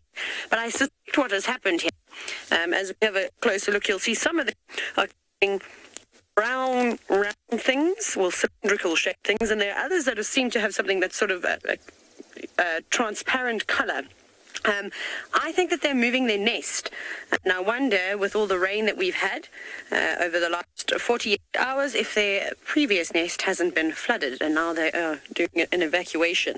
At first I thought that they had raided a harvested termite nest, but I don't think that that's the case at all. I think that... I think that they're just moving their nest, which is quite cool. You can see they're very busy. They're frantically going in one direction. And then I think once the others have dropped the eggs off, they come racing back. So there's a mixture of workers. It looks like the soldiers are also very much getting involved. Very cool to see. You can see very busy. Also touching one another as they go past. Obviously communicating. Maybe saying one's thirsty, what time's dinner. And I promise that this is not in... fast forward. Busy, yes. They are quite big. I would walk over there to give you some sort of scale to show you how enormous they really are, but I can't get out of the car. But they really, really are quite big. It's really fantastic to watch them, especially when they are off on a mission to try and locate a harvested termite nest, so that they can raid. That's kind of their favorite food to eat. If you get to watch it. Well, that little beetle that's coming in at the back there, do you see it, Seb? Oh, that little beetle's going to be in a bit of trouble trying to get past there. Isn't there? Oh, here we go. It stopped. Quickly, go, go, go. I feel like this is watching traffic in Nairobi, 5 o'clock on a Monday afternoon, in the highways and trying to navigate all the roundabouts, or as we call them in South Africa, the circles, because we have to be very different, with the traffic lights. It's a nightmare. Well, Kirsty also says Johannesburg, but I feel like Johannesburg is easier to navigate. But do you see that? Every time it gets run over by an ant, oh no, it's been tipped over, it kind of just stops. Help it up, ant. Oh, apparently ants are particularly rude, and they knock other insects over and don't help them get back up again. That's very sad. Maybe it will be able to, I don't know, turn itself over. Was this the end for the beetle? This could be the end. We have to call the ambulance. Look at them. They don't even care about that beetle. No, it's still there. Maybe one will mistaken it for an egg. Oh no, it's back up again. Well done. Oh no, leave it alone, quick. I don't know what kind of beetle it is. I wonder if it's a tiny little dung beetle of sorts. It looks like it. No, now you've gone the wrong way. Oh no, what are you doing? And it's all very dramatic. Over again. Nick! Oh, I can't believe that we've just watched a hijacking take place. It's basically exactly what has happened. Pridelets, he's gone. One of the soldier ants picked him up and took him away. So sad. This is very traumatizing. Goodness gracious. Well, I'm very happy that we stopped for these ants. We actually almost drove over them, but luckily we didn't. I had to slam on brakes, and poor Sebastian almost ended up in the front seat with me. You know, when you're scanning left to right, it's sometimes you forget to look on the ground. At this time of the year, obviously, with all the rain, there's cactuses and terrapins and frogs, and then, of course, well, hissing ants too. But there they are, very busy. But it is crazy to see the size difference between the workers and the soldiers. Now, normally the soldiers, obviously, are the ones that do a lot of the raiding. And they're also there for protection, of course, to make sure also that the workers do what they're supposed to do. But if anybody else comes around that is not supposed to be there and tries to eat them, goodness, you wouldn't want to be stung by a hissing ant. Yes, they do sting, so that's not quite nice. I can't believe what we watched. That was ridiculous. First a car beetle crash, and then it got kidnapped. I mean, it was very shame. Yeah, wrong place at the wrong time, unfortunately.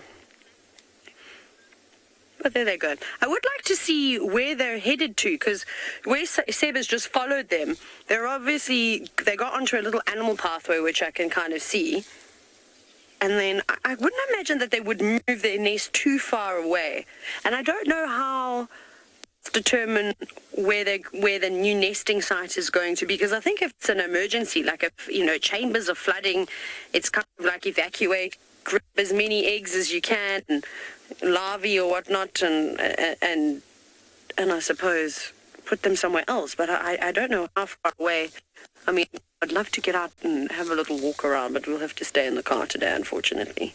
But look at them, very, very busy. And also able to navigate over that terrain so easily. Nice to also see the bright green shoots of grass pushing on through. Off they go. Now go into a little burrow. No. I'd be exhausted. I'm tired if I had to walk that distance, but anyways, luckily these ants are much better at surviving than I am.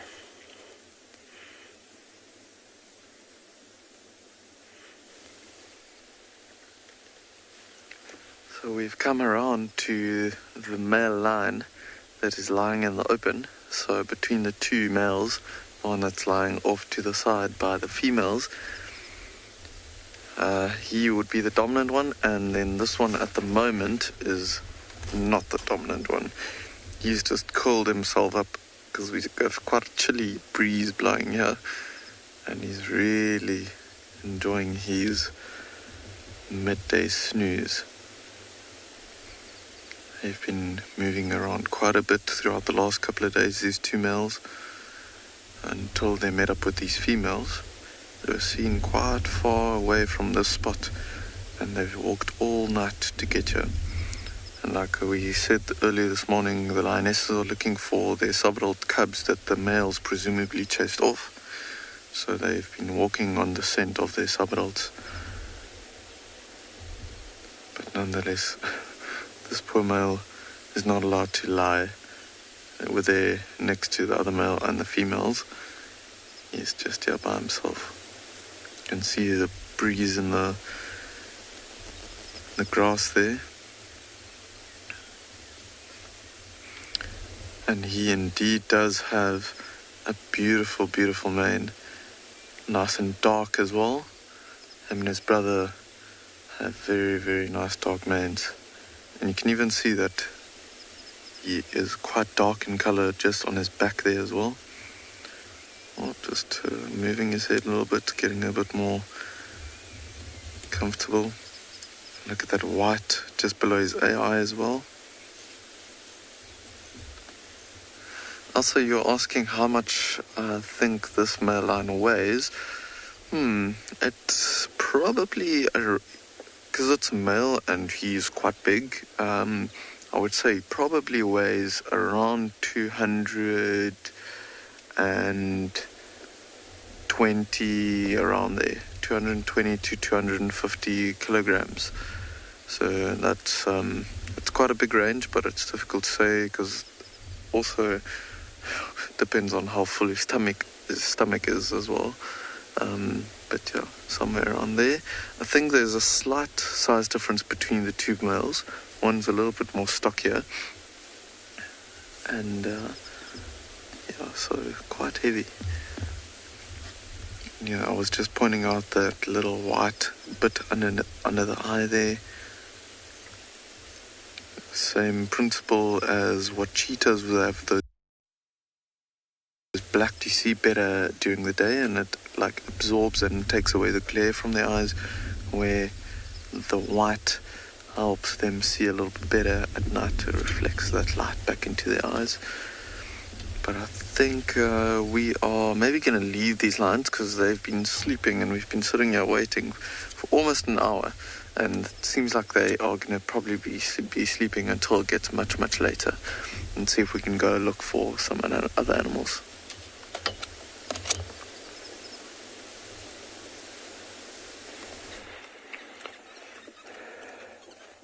So we have driven past something quite spectacular, and we thought we would just stop and appreciate the enormous structure built by these tiny, tiny little birds.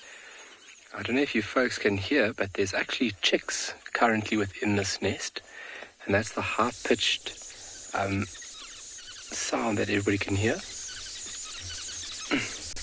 14 centimeters, only 27 grams. Excuse me. So it's incredible. Think about these little birds building and maintaining these enormous superstructures all year round. Males and females build nests. It's actually been documented that males will actually build at a faster rate than that of females. Still don't know why. Maybe it's to impress the female.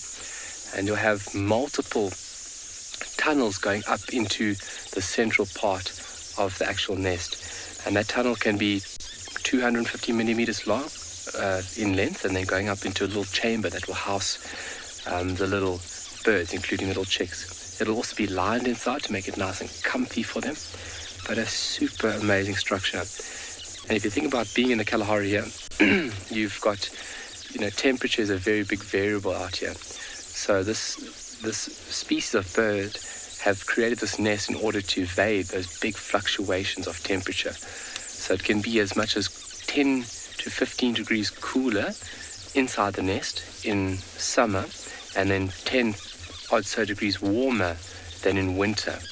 So a very amazing behavioral adaptation to allow these birds to survive from here all the way into the southern part of Botswana, as well as a part of Namibia. Really incredible structures.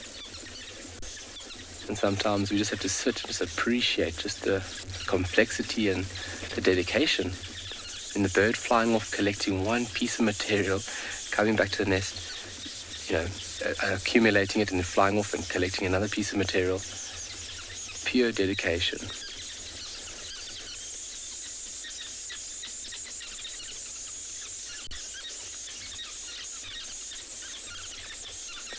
And look at when they fly up. I mean, that's quite skillful.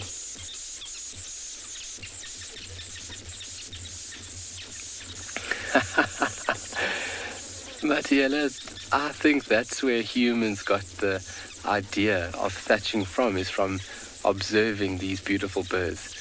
It is in what's somewhat of the same principle, because those blades of grass are actually forced or pinched in between the existing nest. And it's absolutely mind-boggling how it all just remains there. So I'm going to ask Glenn if you can move down for us. Glenn, can you zoom out for us a bit? And then a little bit more down.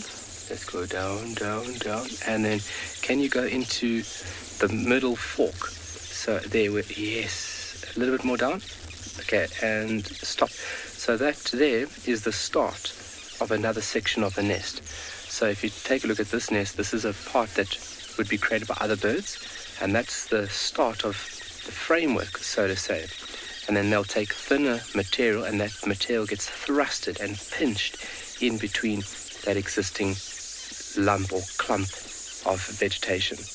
But then if you look at the whole scheme and the whole nest itself, I mean, how that all stays together. No glue, no knots. It's quite remarkable.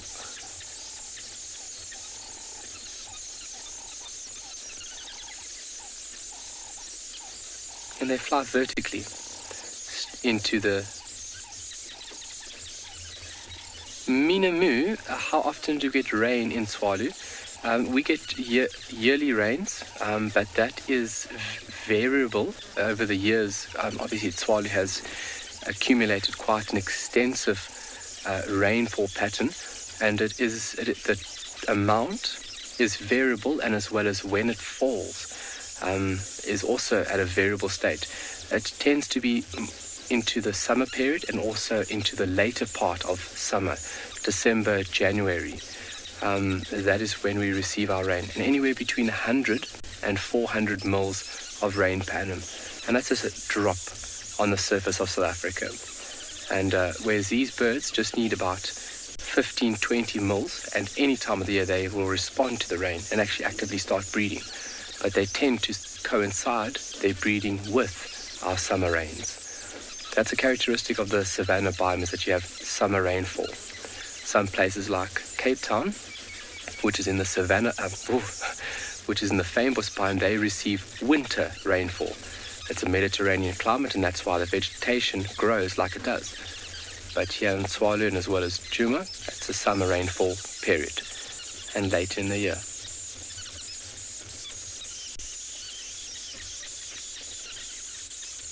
Oh, very noisy. And it's remarkable how they know whose nest is whose.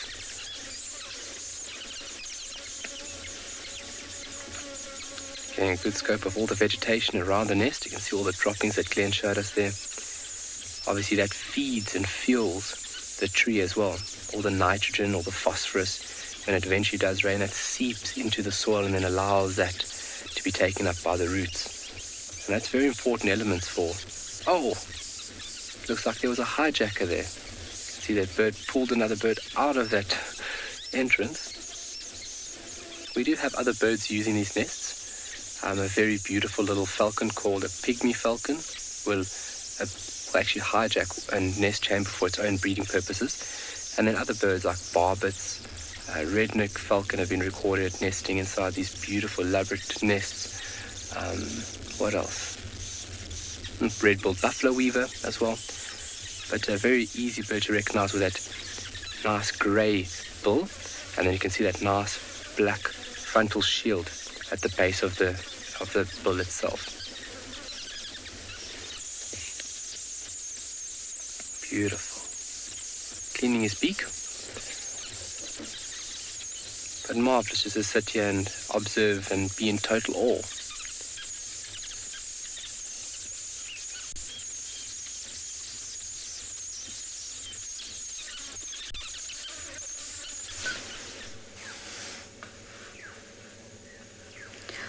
We are in the Mulwati to look at another mum. We saw the mum Corky nursing her young one, and here we have our spotted eagle owl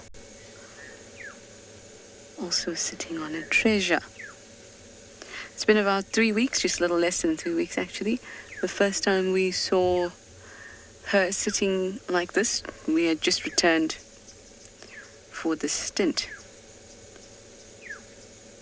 So it's 2 weeks and a few days that we've been seeing her like this. We still have some time to go. Another 2 weeks at least.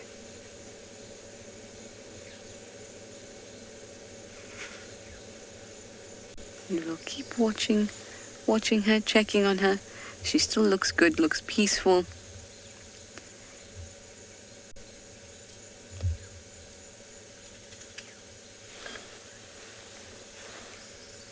Maybe a little tired, but she's looking great.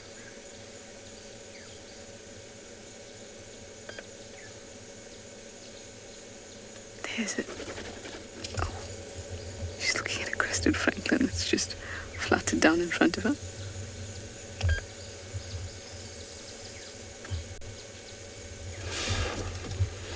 I love watching species interact, interspecies interaction. It just doesn't matter what. It doesn't matter what species. The way they react to each other. It's a mountain climbing francolin. No, it's not. It's a crested francolin, everyone.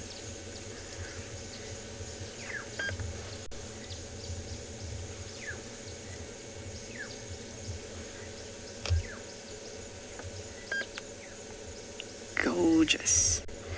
Everyone can't wait for the chick to hatch. Me too. I wish I'd be here when the chick would hatch. I'm sure it's going to be very exciting. I'll just have to watch when I'm at home.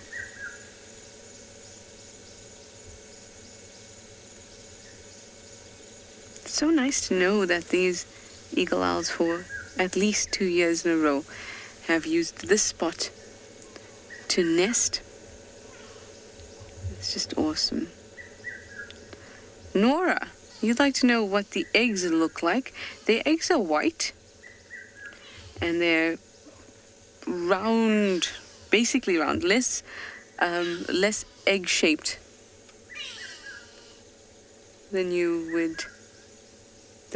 less chicken egg-shaped, a little bit more rounded. I'm just paying attention to this grey go-away bird. There's a red-chested cuckoo calling in the background. Doot, doot, doot. That's lovely to hear. Now, last time we were staring at, or one of the last times, we were staring at a spotted eagle owl, and squirrels and grey go-away birds started alarming. Tundi showed up with her cub. And being a human, in my nature and in your nature to find patterns, you can't help it but hope that the same thing happens again.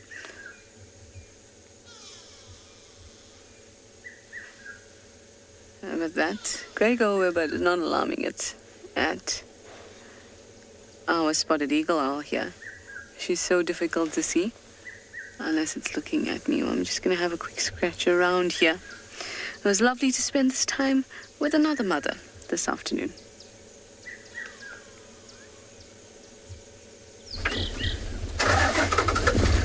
Sorry everyone, you're just coming out to us as we're moving, but we've got some white rhinos that are right here.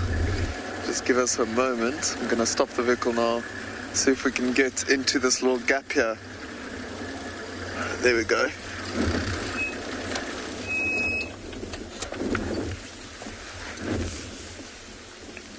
It's actually a female, and it looks like quite a bit of an older calf. You can see the one with the horn is the youngster, around about, looking at the height compared to mum, almost about 3.5 to 3 years to 4 years old. Female calf as well, or sub-adult should I say. See how dark the mother is? Been rolling in the mud somewhere not far away where the soil is nice and dark. And we've got beautiful light and clouds with quite a cool breeze blowing. I think they were very close to us earlier, but the wind just turned and blew our scent onto them, and that's why they kind of scurried away and why we had to move. See, the youngster is a lot more nervous than mum, looking at us with its ears, listening towards us all the time. See how it's picking its head up, listening, smelling the air as well. So relying on that smell and sound a lot more than its eyesight. Mum's happy though, she's just feeding with her head down.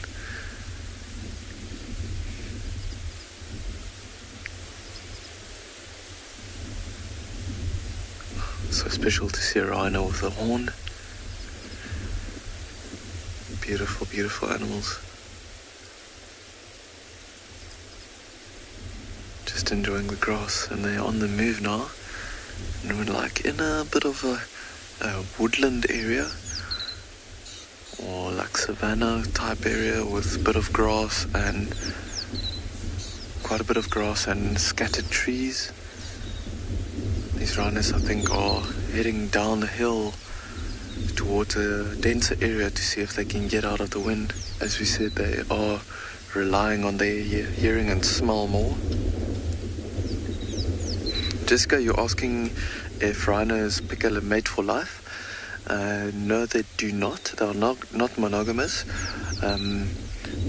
The females only mate with one male to get a calf, but they can move into different territories of different males throughout their life. So if she goes in to eat this female, which I'm sure she would have done already, looking at the size of her calf, she would mate with the dominant male that is in the area, but her home range might stretch into different bulls' territories.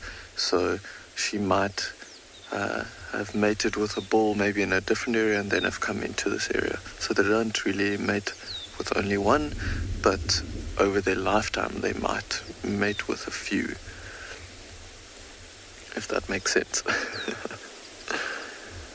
So they're actually zigzagging, turning a bit in the other direction now as they're feeding, enjoying all the grass. Bobby, you asked if I know, yeah, she just curl up. I think I'll send blowing straight onto them.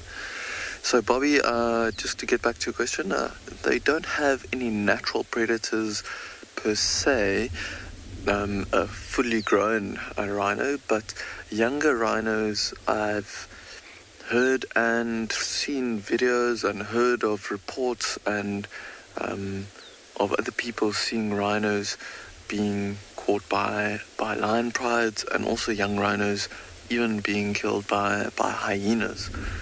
So on Ngala, that's also on WildEarth, we have, I think it was a year or two ago, Eric actually had some hyenas harass a young rhino and harassed it until it was so tired and couldn't do anything, and the next morning they found the hyenas on the rhino carcass.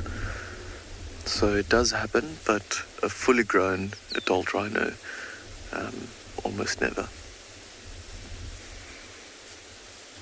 See how they're both like picking their heads up and listening towards us. Breeze turning and also swirling around these trees, taking our scent towards them.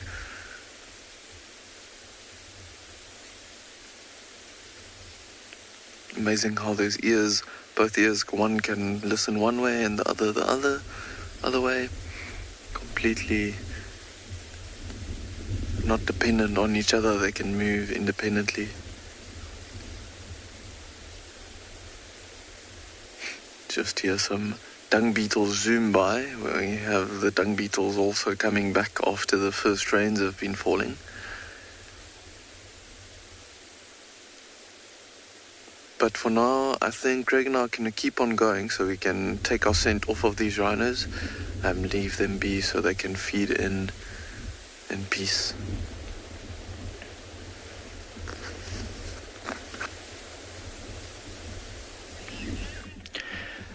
So we've just been driving through the Djuma riverbed hoping to find something. It's quite interesting behind us. It's flowing slowly, heading east. We just stopped here now because there's a bird calling called a red-chested cuckoo. And today is the first time I've actually heard them. But of course, with this amount of rain, I think all your migratory birds will start coming back. So it's also known as a piet my vrou. It makes a whistle.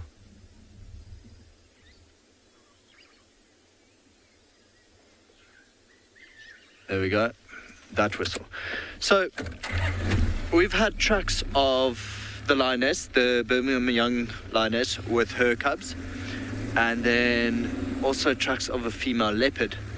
And it looks like the tracks are on top of rain, but now it's almost pointless tracking them because we can't go off-road. So we thought, I'd rather not walk into that area, especially with the cubs there, and not disturb them today, because we wouldn't be able to drive them. But basically in the same spot we had them the other day, which is good news. As for the leopard tracks, I lost it. It was completely, I tracked it for about 2 minutes and it just disappeared. So yeah, doing what leopards do best. Must say, everything today just looks so beautiful and clean with the rain. I mean, you could see the clouds in the distance. It looks very cold but gorgeous. So far, there's no breeze, so it's not too cold right now. But I think a little bit later on, it might just cool down quite a bit. So just lots of baboon tracks throughout the entire riverbed. Of course, all of them will sleep on the banks, so they'll choose a high tree.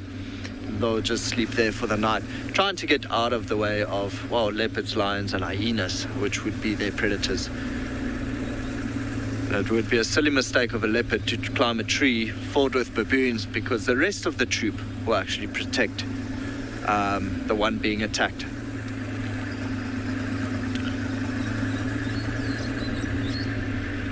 The parrots squeaking.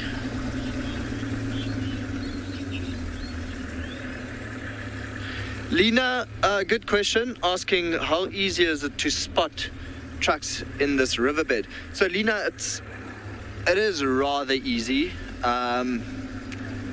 especially now after the rain, you know, because they'll dent in a little bit more.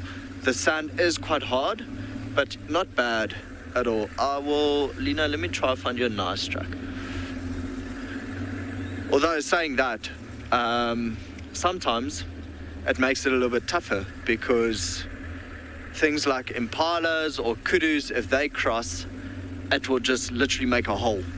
So it's a little bit tougher to distinguish between those. Those are all impala tracks. I'm not just going to show you a hole right now. But Lena, yeah, I mean, if we had to find leopard tracks or lion tracks in here, it does make quite a nice imprint or indentation. So rather easy to follow.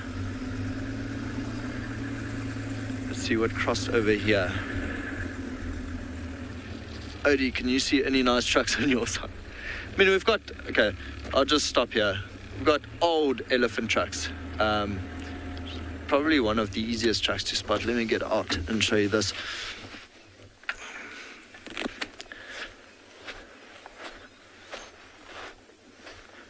Actually just a round hole. So here, there, everywhere, just these round holes. You could see coming from the bank of the river, there's a nice game path, and it goes straight up onto that side. Also a very nice game path. Of course, I just made some nice tracks there as well. Okay, so we're going to continue going in the riverbed, see what else we can find. I'm hoping for maybe a leopard in a tree. I don't know, I always hope for a leopard in a tree. But yeah, let's just continue on.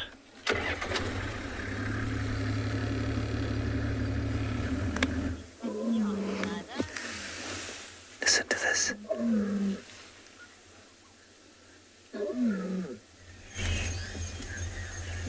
It's a young male calling. We've come across to the eastern boundary.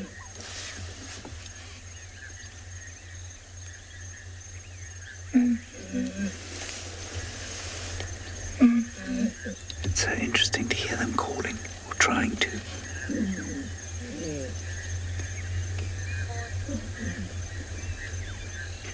Now this is some of the rest of the Djuma Pride. Somewhere between here and, I don't know, 400 meters into Torchwood, which is the reserve east of us, there is a buffalo kill. And these guys came out and were lying on the firebreak area here. I don't know why they're calling.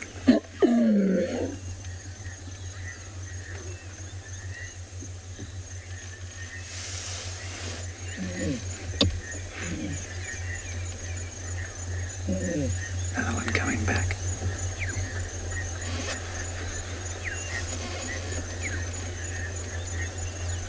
In fact, there are more coming slowly out of the bush.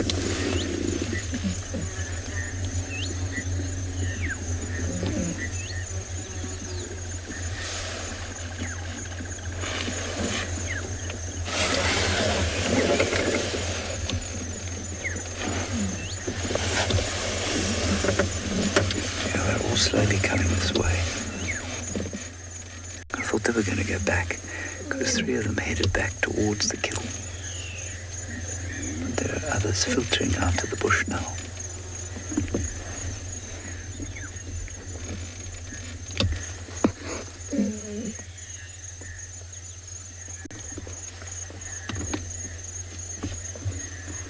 Their faces are covered in buffalo viscera.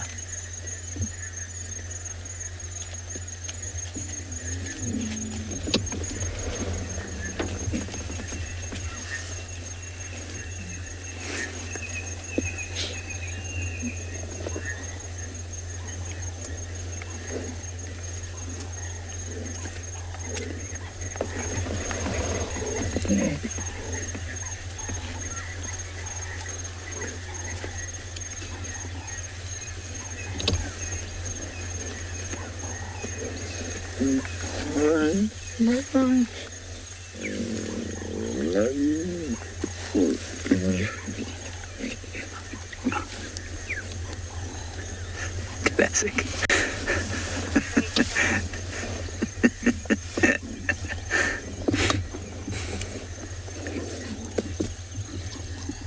That's generally how my nephews greet me. They'd lie down on my head.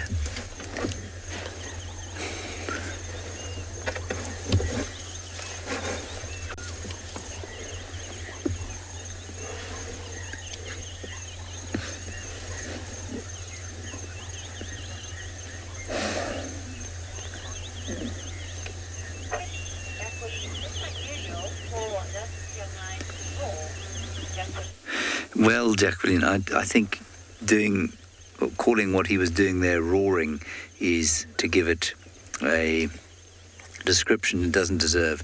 That's kind of just slightly more than a contact call, is what he was doing there.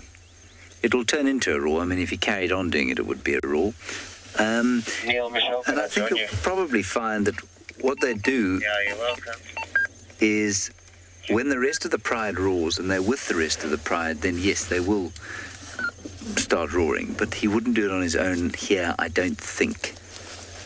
So that's just a contact call, getting the rest to come and join him.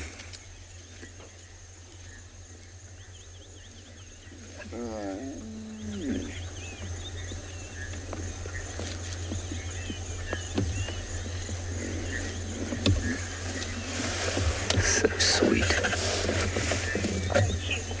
And at least they're still young enough to be a bit more active than the others.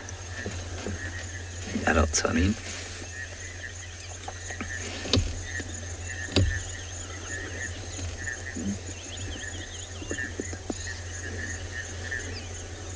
And they're full, but they're not that full.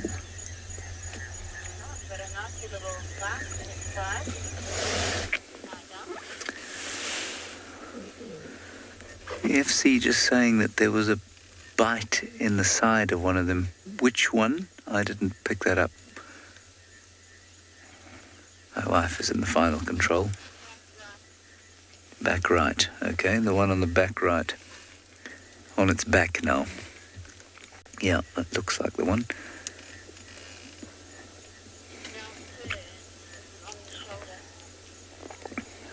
So on the covered shoulder, apparently.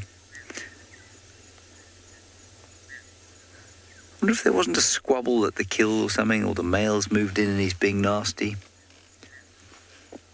Maybe they've just had enough of the stink.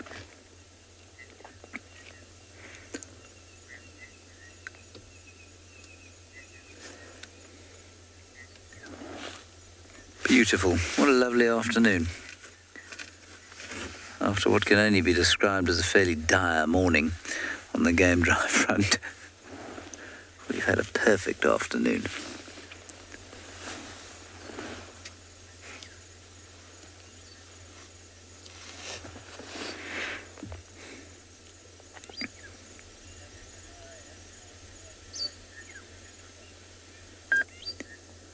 Oh, a couple of flies biting that one. A fly has just bitten me as well on my leggy. So I think there are a number of biting flies here, so I'm going to try and kill some. while you go somewhere else. No need for you to witness the crime.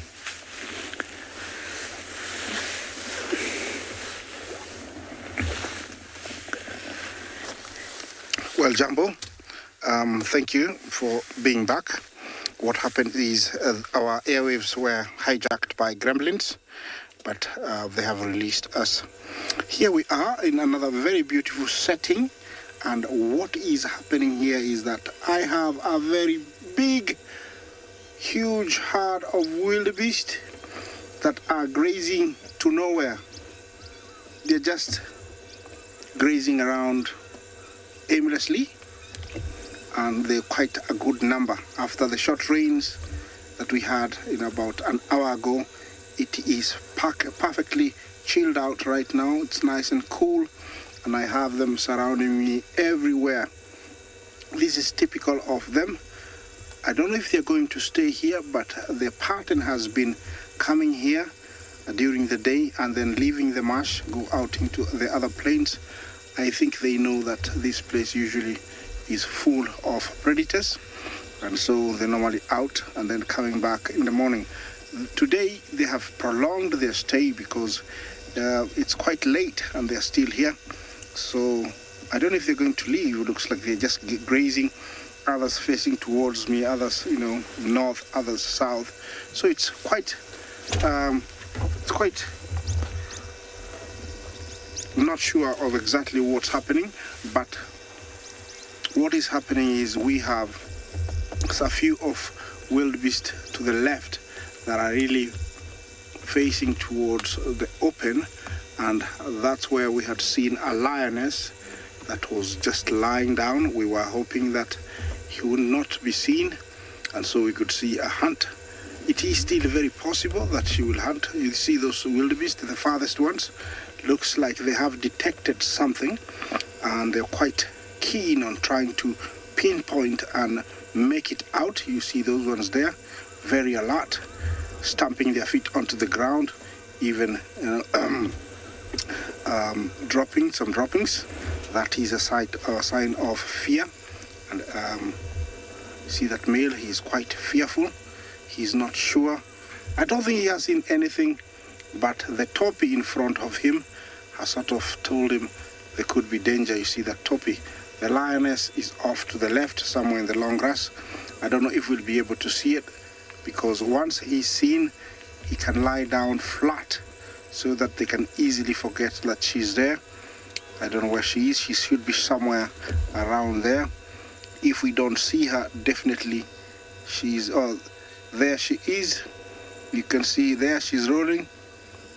Yeah, well, I'm gonna stay here for a little bit longer. Hopefully the wildebeest forget and we can see a hunt. And while I do that, let's take you to another live safari vehicle.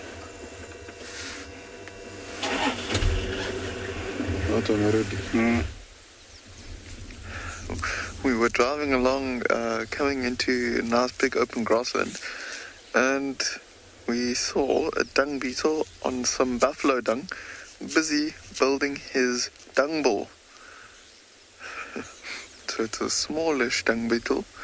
We haven't seen the big ones come out yet, but they've all started coming out after the rain that we've had, and you can see this one is actually working vigorously and making sure his dung ball is nice and round, so it's a little bit easier to roll.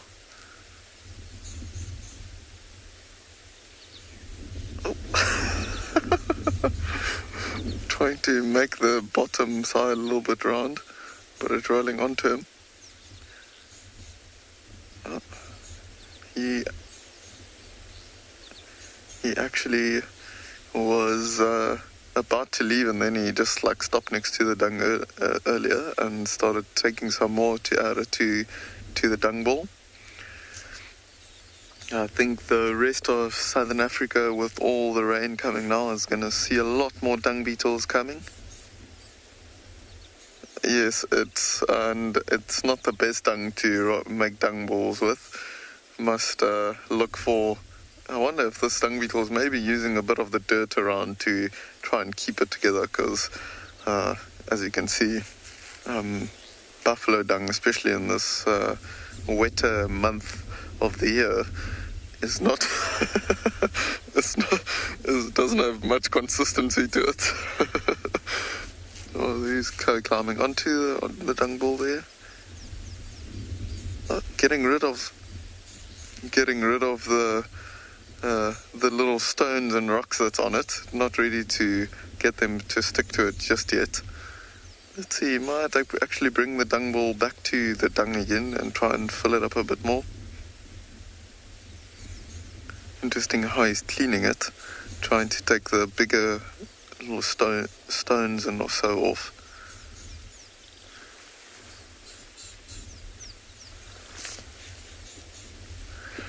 Michelle, you're saying it's so cool that they make it around, and I guess pushing a dung ball around through the African bush is already a feat of massive magnitude.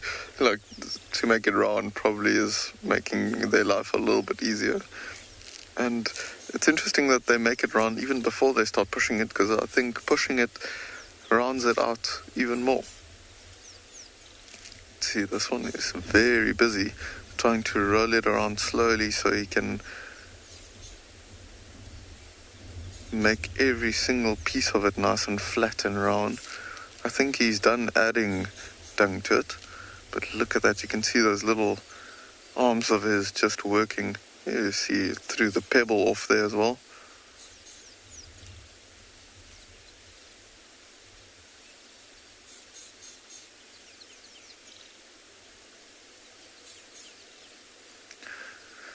Daniel, you're asking if dung beetles steal other dung beetles' dung balls. Said a few dungs there, but yes, they actually do.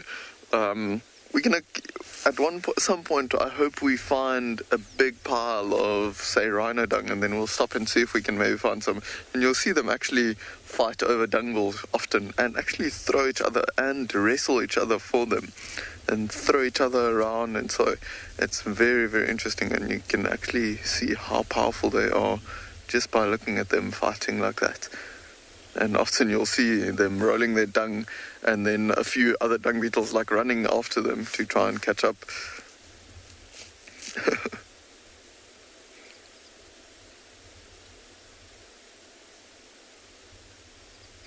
Yeah, so like I said, the dung beetles really wait for the rain to come back. And it's been about 3 or 4 days now since we've had the last rain. And look, he's off. I think he's made it round enough, and he's decided that he's going to go find a spot to bury it and maybe look for a mate. And as he's rolling it, there's going to be small stones and pebbles and so getting stuck to it. That's going to form a nice protective layer around that dung ball. You can already see quite a few pebbles and so getting stuck to it. And this buffalo dung not having too much consistency to it, I imagine, is quite sticky. Luckily for this one, just fell off. Okay, let's see what happens after he's fallen off. He might see how he's climbing on top. Oh, fell off again. The wind's blowing a little bit. Gets on top, orientates himself a little bit, and there he goes again. Just making sure he's going in the right direction. Luckily he's on the road, so it's a little bit open for him. But imagine trying to push these dung balls through the grass, and so it must be incredibly frustrating. Every time he falls off, he just gets back up onto the top of the dung ball to make sure that he is still heading in the right direction. And there he goes down, and he's rolling again. So this time of the year, all of us are very careful to just drive through dung and also keep a lookout for dung beetles. When we have guests on our vehicle, they always have a fright when you quickly swerve out of the road, and they always wonder, what was that? And you go back and there's also some dung beetles rolling down the road. They do have right of way.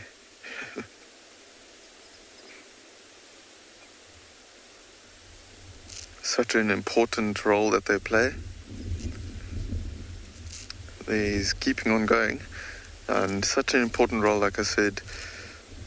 When they bury the dung, obviously it's for them to reproduce. They lay an egg in there, and the larvae will feed, and the baby will feed on the dung before they come out the next season.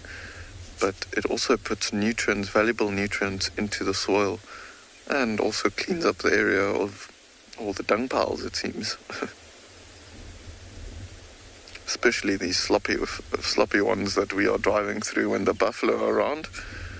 Always making our cars dirty, so I'm glad the dung beetles are back to get rid of them for us. But for now, I think we're going to leave this dung beetle and let him keep on rolling. And we'll keep our eyes peeled and see if we can maybe find some more. And see if we can find some that are maybe fighting Daniel. But yeah, we're going to keep on going.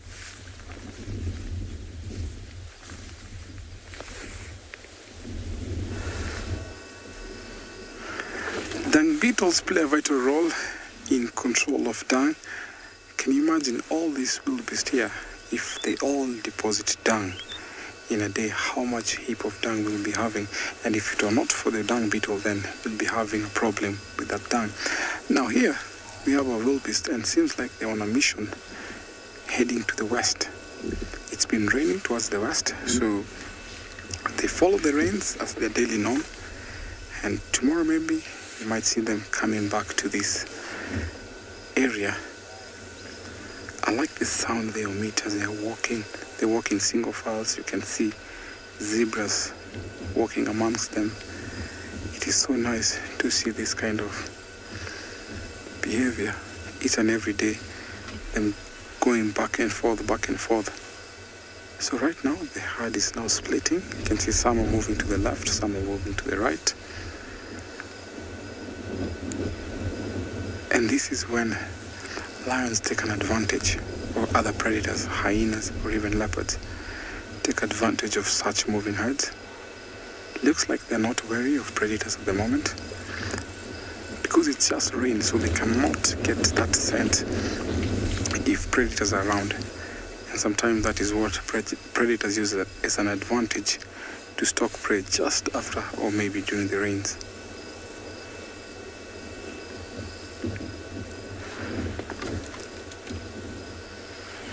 You can see the backdrop of the Olololo escarpment over to the left, far left.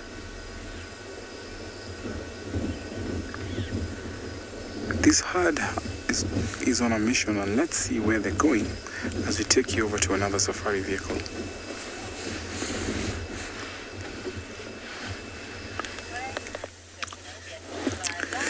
We are still with our little lions. 4 of them here, 2 of them to the left of your picture, and they're still giving little calls, and it's not really explicable as to why they should have left the kill. Apparently the much smaller ones are at the kill with Dad, and Dad is being very gentle to them, and these guys have just come away for some pre-team lone time. Show how brave and strong they are. They aren't scared of anything.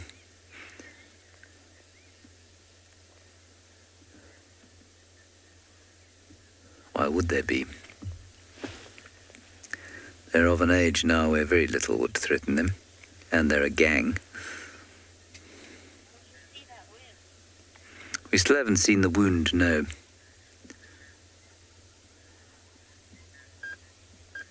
That's it, roll over. Roly-poly. Come on, over you go. No.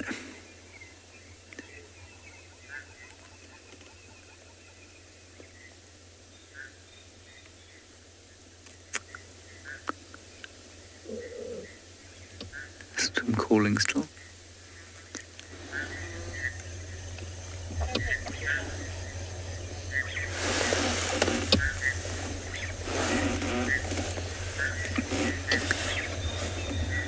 There's a bigger male off to the left, behind the pole. That is our rain cover.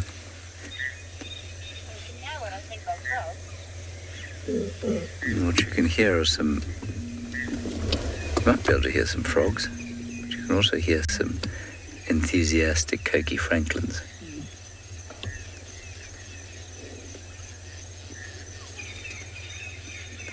Crack, crack, crack, crack, crack.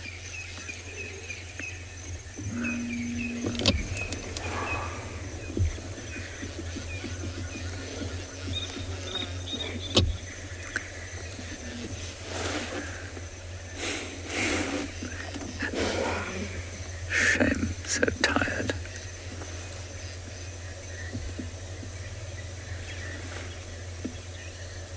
I'm assuming they'll go back to the kill a little bit later when the hunger starts to gnaw at them after they've digested what they've eaten. But as I said, they don't look nearly as full to me as those 6 lionesses we saw earlier.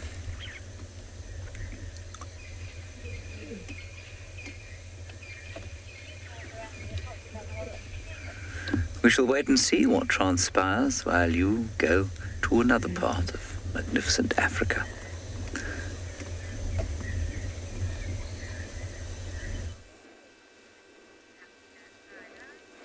Well, welcome back, everybody, and I'm still in my position, and the lioness has gotten active. She's rather a shy one.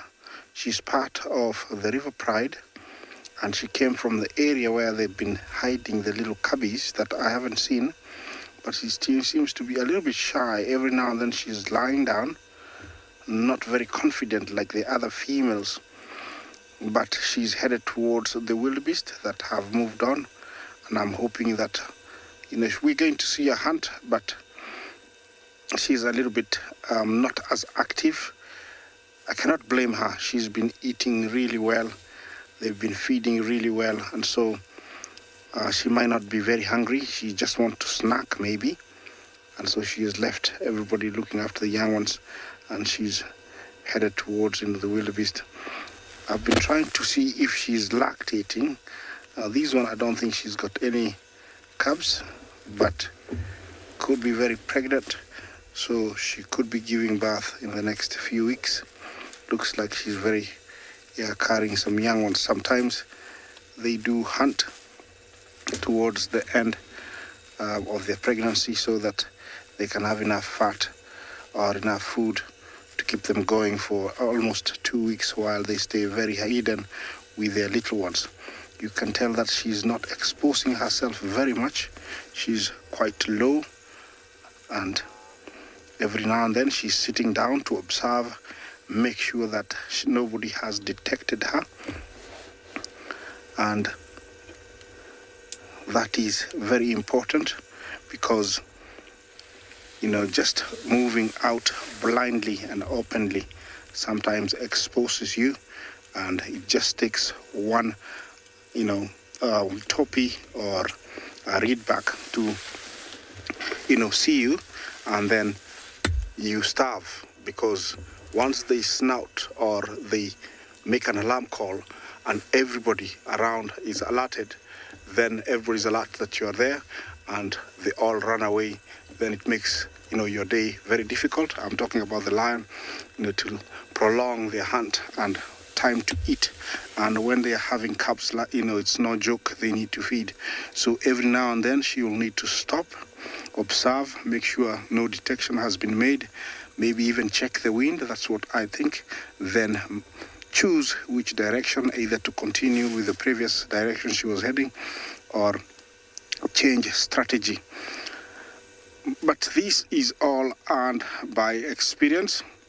By the time they're around 4 years, they fully mastered how to do that. But at the age of 2.5, 3, they're just learning the trades by observing the older lionesses in the pride do that. Well, she's here. She's heading towards the hunt. I'm staying with her. Let's see what another safari vehicle is up to.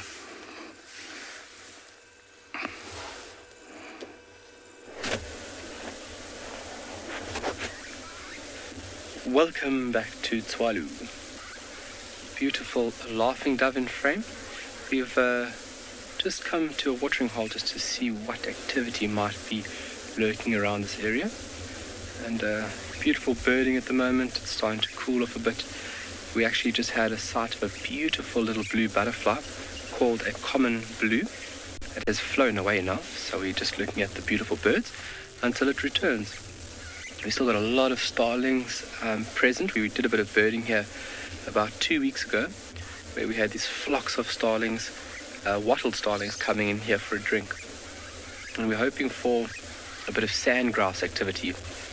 It's the perfect spot on the left-hand side of picture there, where these sandgrouse will come in for a quick drink, and we can have a fantastic view of these birds quenching their thirst, but as well as collecting water for their little chicks at the moment. And also it's a good chance of potentially, lion running into us instead of us running after a lion. It's this very beautiful spot. There's those beautiful wattled starlings, the juveniles. And this is the first time I've actually seen them on Tswalu in these numbers. The previous years that I've been on Tswalu, I've never seen so many wattled starlings. Let me just see here. Glenn, there's that butterfly back here, Glenn. Just off where we found the shore flies. Just hold on, folks. We're just going to get onto this butterfly quickly. Look how beautiful this little thing. Right in. You're on, spot on. Glenn has got skills, ladies and gentlemen. Look at that little thing. So we're using the pattern on the wing. So on the very, very front part of the... Well done, Glenn. On the front part of the wing, and as well as those two little dots that you can see. And if you look very carefully, there's two little stripes or two little belts that come out off the wing, which is also very, very definitive.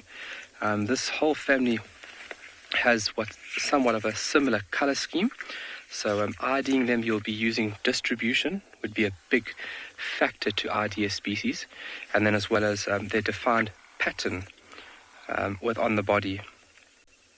And this is just one out of 75 different butterfly species recorded on Tswalu. That is tremendous diversity on the Lepidoptera family group. But what it could be doing now is just picking up some minerals and salts, maybe a little bit of water in the mix of things. But definitely some valuable elements it would be taking up there with its tube-like tongue, or proboscis, which is rolled up like a Tootsie Roll.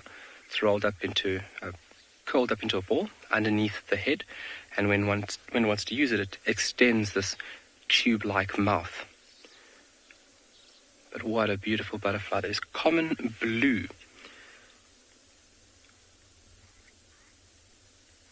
Well done, Glenn. Sure. It's a very common, widespread species through South Africa. So its distribution would be right through South Africa. I'm glad that you guys are appreciating this beautiful little animal. When it comes to the rains now, we can have puddles of 40, 50, 60 different individuals or one puddle. And then also we're in the route with the annual migration of a butterfly called a brown vein white, which travel tremendous distance across the country, moving in a northeasterly direction. And we can have times where we're driving on a road and the picture in front of you is just this constant fluttering of little white objects. Oh, look at the big dragonfly, Glenn. Oh, okay, sorry folks, it's a big dragonfly. The largest dragonfly that we have here, which would be a blue emperor. I mean, it's it'll be about 10 centimeters long. Imagine a dragonfly that big.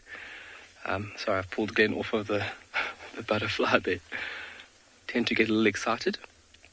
I need to look at myself in the mirror every now and then, tell myself to calm down, to a panic. There it is. Damn. Okay. But really special to see these little insects. We're going to send you off to another safari vehicle to see what they have. Oh, there it is. It's on you.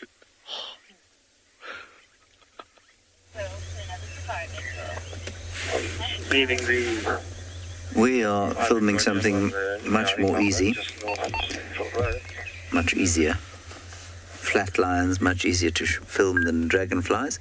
Dragonflies are a level down, however, from bats. And I've been threatening Mpho with a bat sighting for some time now. Unfortunately, I haven't managed to find one that he can film. I suppose filming an individual biting fly might also be quite difficult.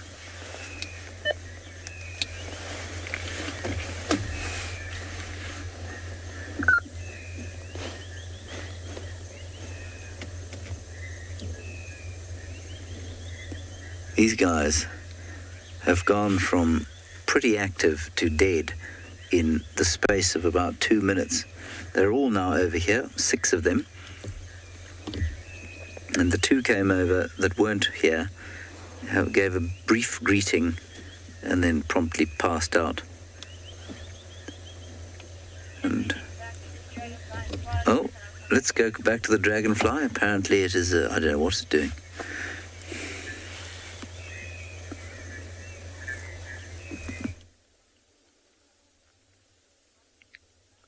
Wow, look at this. So the skills of Glenn is just limitless, folks.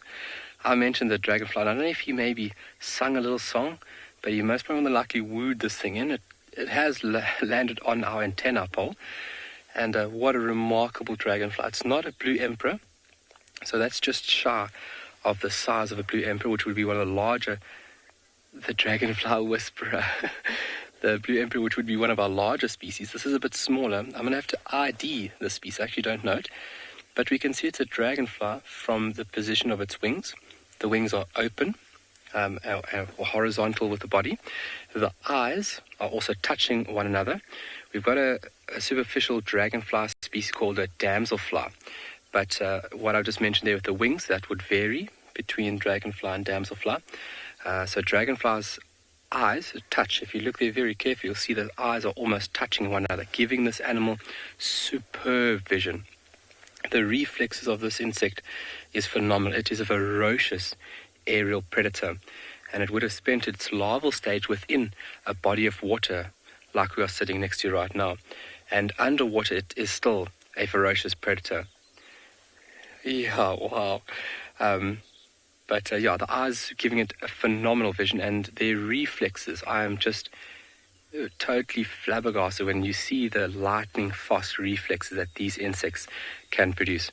And it's because of the mechanics of their wings. So those big, beautiful wings operating in variables, so they operate against each other, and then also the cross-section of how their muscles are designed give them superb performance. But a really remarkable insect. And looking at those wings, we have actually found fossil records in certain types of rocks that we look at the wing size, and we estimated that the wingspan could have been just over a meter. Obviously, when the Earth was more oxygenated than it is currently right now, would have given the ability of these insects to grow much larger. So I couldn't think of an insect with a wingspan of over a meter. It would be a little bit scary out here. But look at that color.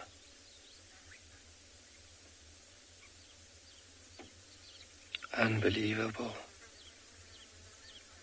So you can see how the eyes are positioned. It basically gives this insect almost a full vision. Bernie, is the tail forked? Yes, it does look like it has a bit of an appendage there. That'll be very important when it comes to mating and also the identification of species. So we use those segments along with those appendages. So they're used in mating, whereas a male will actually hold the female behind the head with those appendages, which are referred to as claspers.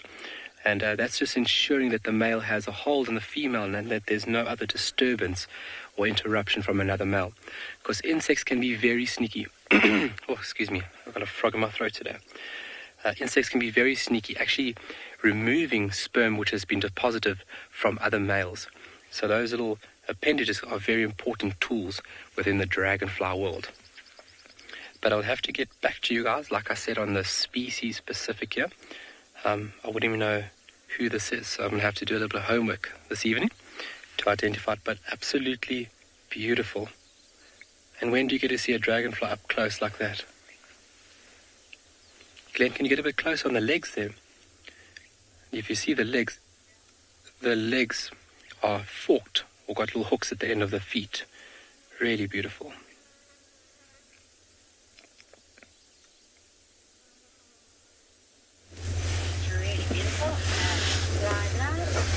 Now, if you are very clever, what you do is you film the larval form of an insect, and in so doing, you'll find that it is almost inert. If you're very advanced, then you will choose the adult, and, well, in this case, it would be a moth, almost impossible. There is a hyena on the road behind us. Obviously, you can smell something. Now it's gone. Never mind. Stay on the caterpillar. Let's keep watching it. But the hyena will approach, I think, slowly. Not for the caterpillar. This is Mpho's new best friend. I've told him it feels really nice if you put them in your shirt and let them crawl around a bit on your chest and back. It's a really lovely kind of warm feeling they give you. Not so, Mpho. I remember Brent Leo Smith, who some of you may or may not know. He now runs Painted Dog TV. Was on drive here once, and he drove. Oh, hello.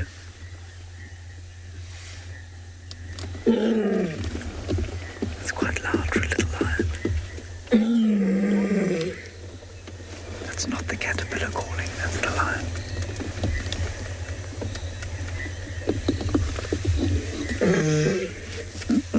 Our voice is breaking.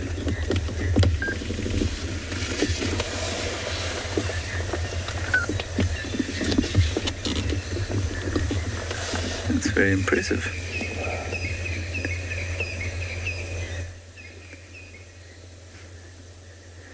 Anyway, this caterpillar, or a caterpillar and 48 of its closest pals, fell down his collar as he drove under a tree. That was the end of his drive, because he drove home tearing at his skin, desperate to get into a shower. We will hope the same fate doesn't befall Mpho.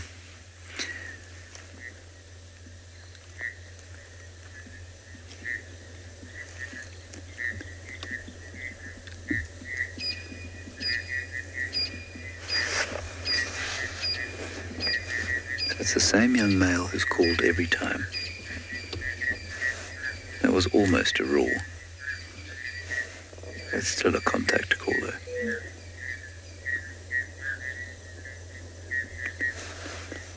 Now, you know why they've separated from the kill. It's because they're looking for the others. That's why. Obviously. And I wonder if the others haven't, one of them hasn't called. Because they're looking in that direction.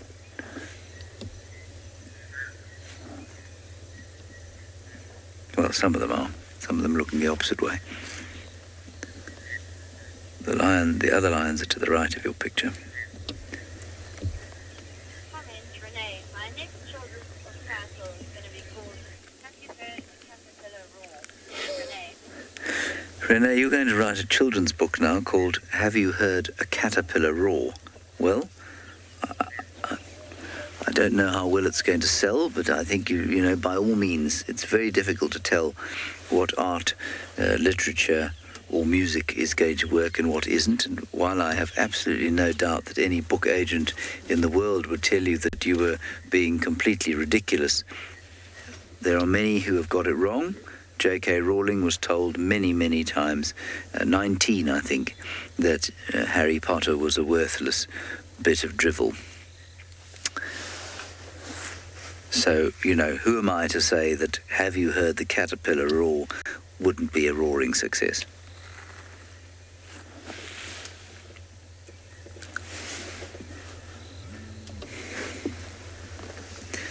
I'm assuming there's 19 unemployed book agents now.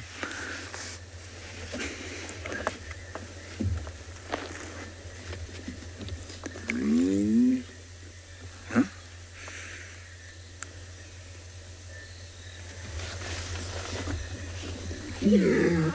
Oh, that's another one.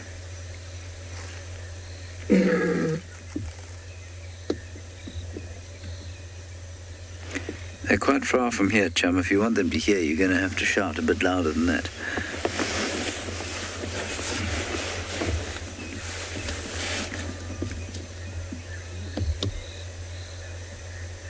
There are lions calling, but from the other direction. very far away.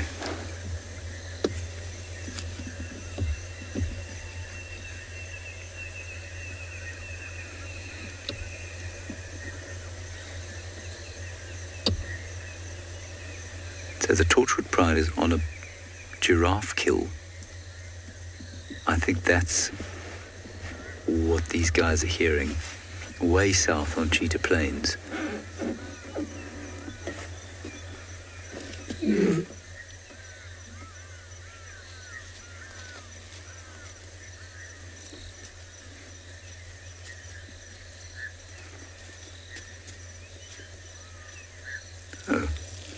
Oh, nice.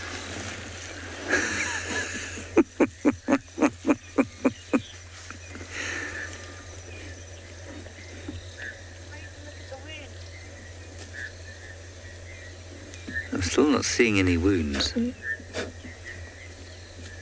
There is a bit of a bite mark. Okay, I see what you mean. On the far one there, Paul.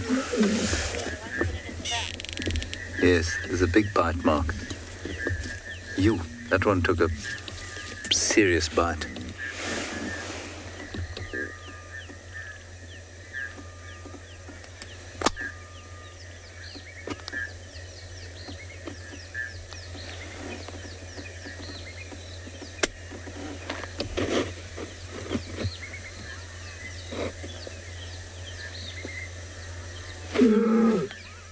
Yeah, I think now our lions are calling from where we were before. The 6 lionesses. That's a proper call now. Come on, boy, give it stick. Well done. Now they're all gonna call.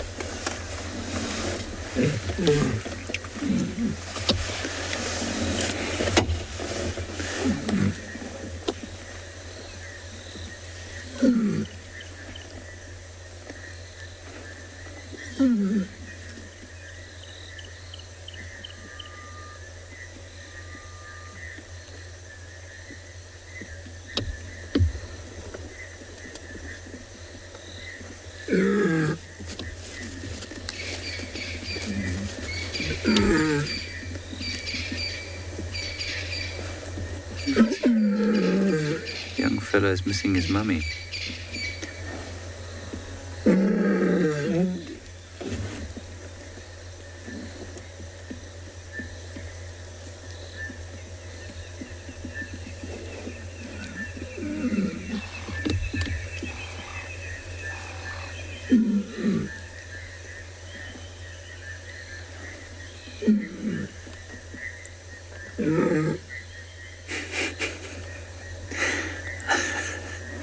Sounded like a burp.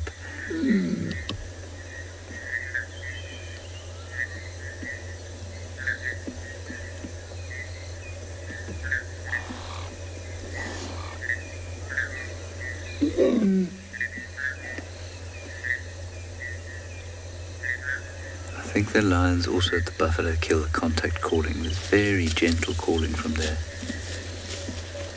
Yeah. I think they're going back there now. Or they're going in that direction. Don't go, chaps. We can't follow you. Come back here.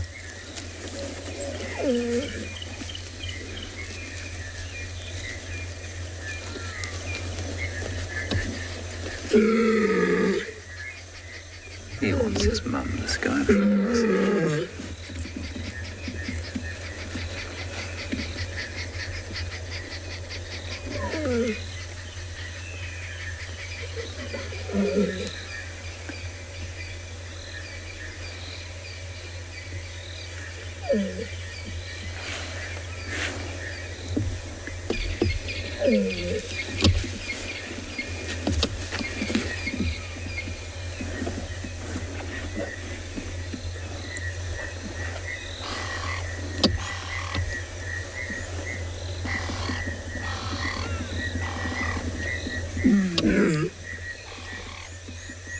Now they're talking to one at the buffalo kill. I can hear it going, ooh, ooh, at them.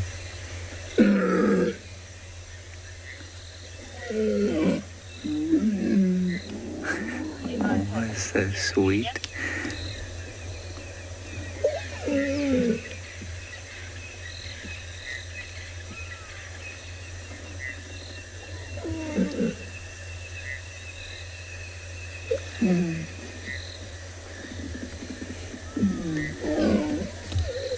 Any of you hoping we'll see a reunion? Unfortunately, these guys are going back to the adults rather than the other way around, or whatever adults and youngsters there are out to kill.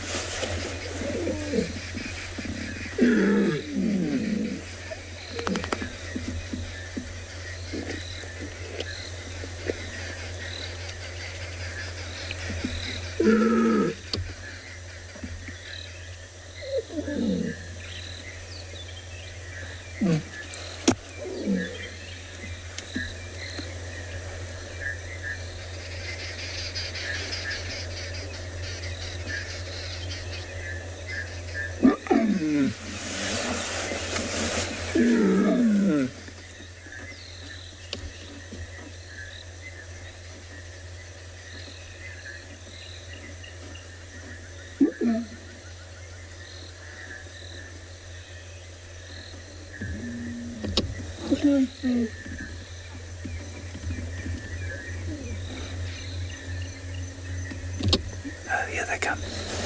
No, they're going back. Sorry. False alarm. I thought I heard the younger cubs calling.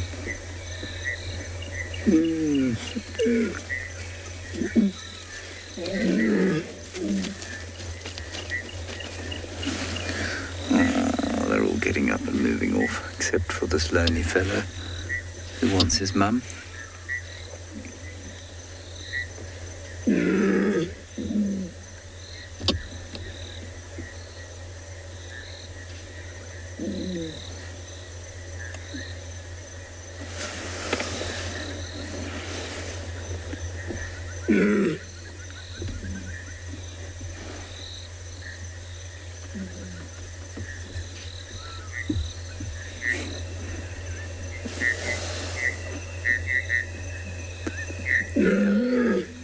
This is the last lion we have.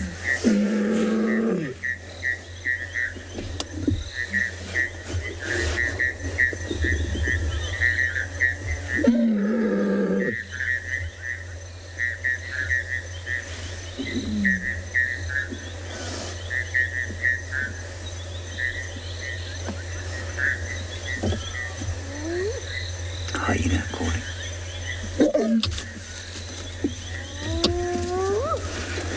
And off he goes. Please excuse the pole.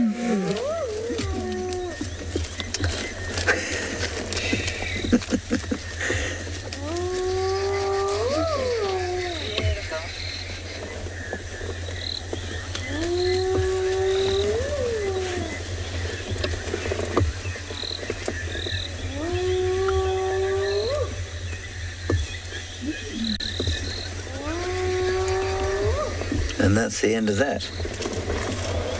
Off they go into Torchwood. I can hear them meeting up. They might all come up. Let me just move slightly. Exciting. Nice to see.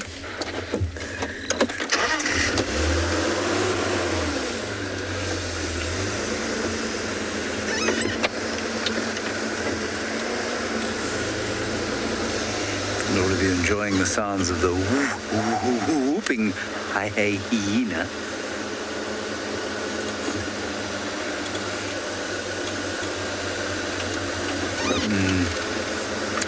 No, they're not coming out of there, I don't think.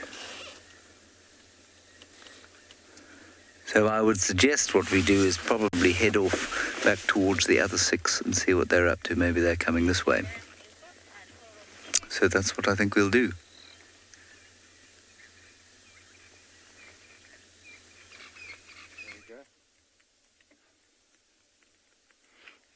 Just the remnants of one unfortunate kudu at this water's edge, so just a very dangerous site to come into. And to quench your thirst, you're going to have to do it sometime. And unfortunately, this kudu bull fell victim to some lions from the bushes. The sun is being obscured by a little bit of cloud cover that we are receiving, which is very nice. But we're just holding out here to see if anything comes into this watering hole.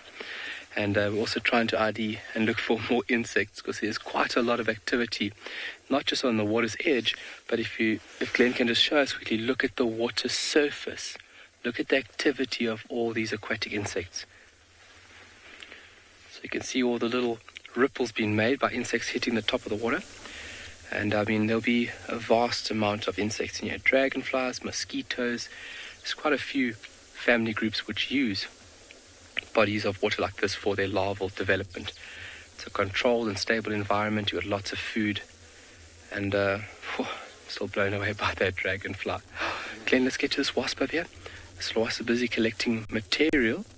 So we looked at pottery wasps. There it flies. Oh, it's going to come back down. Watch this. So this is a female collecting mud with her mandibles, which are like two jaws that interlock to one another. Very strong flyer, very aggressive predator. Oh, she's having a drink. You can see there was no movement. If she was collecting mud, what she would have been doing is forcing her face and those mandibles into the mud and then creating a little ball, and then off with it she'll fly to where she's got this existing nest, where she'll create the little chamber for her little larva. Beautiful birds on the other end. Is that an Namakwa dove there, Glenn? On the opposite side of the pan. Yes, beautiful. Male and female. Marco, do we get hornets in Swallow? Yes, we do. We get hornets, we get wasps, bees. And obviously you've got to watch yourself. I've run into situations where it's been very scary. That's one thing that people don't ever think about. Always ask that question as tour guide. What's the most dangerous animal? What you're most scared of? And along the lines, I heard from a very experienced gentleman that he was most scared of bees. And when I thought about it, Glenn, on the other side of the pan there, just right of the Namakwa doves, there's a wax bull. So where the Namakwa doves are, just go right on the water's edge. Go there. There we go. In there. Sorry, guys. There's a beautiful little bird here. Just trying to find it.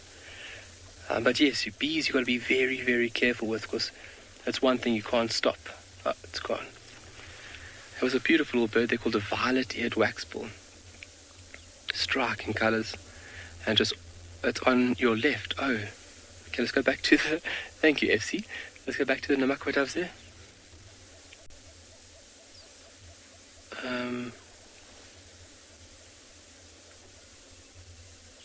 Okay, let's go right there, Glenn. Just punching a little bit more for us, Glenn. Such a small bird. Okay, drift right for us. So, the delay does not help. Beautiful acacia pied barbet calling in the far distance. Those are laughing doves, hence the name laughing dove. Typical sound from the laughing dove. I always think they're laughing at me. But just a really, really beautiful scene here right now.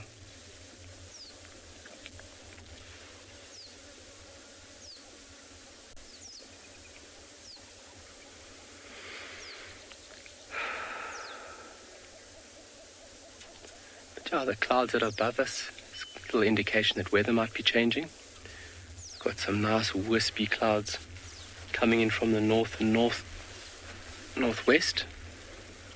So it might be a bit of change in weather. Glenn's going to show you how beautiful the clouds do make the landscape right now.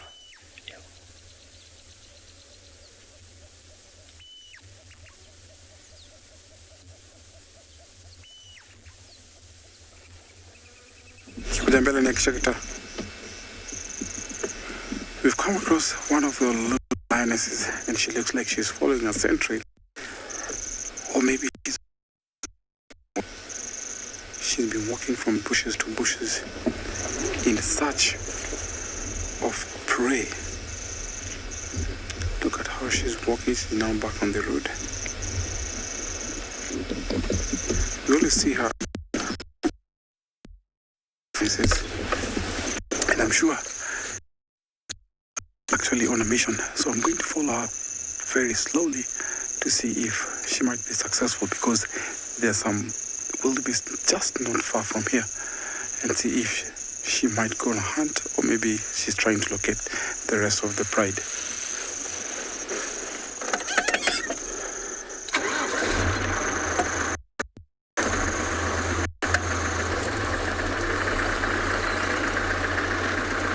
So she's still on the road, and I'm just following her slowly to see if to where the wildebeest are, or maybe where the other lionesses could be.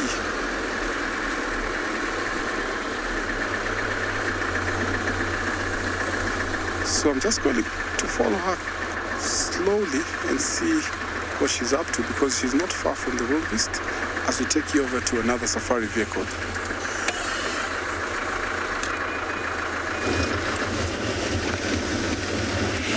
We have left our lions, well, they left us, as you saw, and I was in two minds as to what direction to take, and I didn't take the northern boundary, which may have been a mistake. I'm going centrally through the reserve, but I suspect these lions are going to cut pretty much halfway. If they come this way, they're going to cut halfway between the two routes. That were my options, but we might bump into them on the way. And I thought this one was a good one because, well, this is the most likely area for some leopards. Some leopards, a pride of them. Tingana was last seen in this area. Tundi has been seen relatively recently here. We're on the kind of northern boundary of Tundi's territory here. So Tlalamba could pitch up here. So that's why I took this route. I don't know if anybody told you this, but poor old Sociable has had to return home because she has got a crick in her neck. So. Alan, I always say around about 2 years, I would call the sub-adults, well, 2.5 years, the sub-adults adults. The males, I suppose, strictly speaking, a little bit later, but the females are reproductively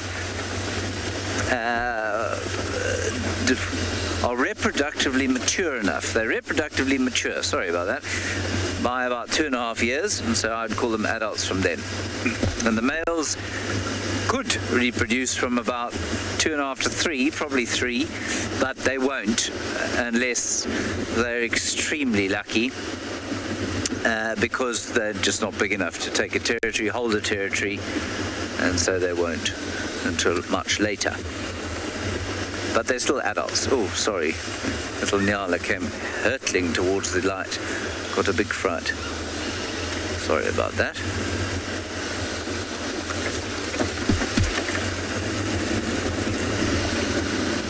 It really has turned into a nice evening. I'm hoping for a walk tomorrow morning. And many of you sending your best wishes to Sociable. I shall pass them on. I'm sure she'll be okay.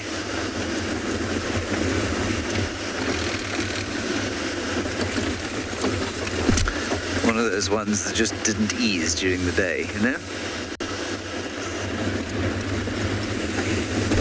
Now I'm going to have to take on the responsibility for finding a chameleon. Not very good at finding chameleons. But I'll try. I will try.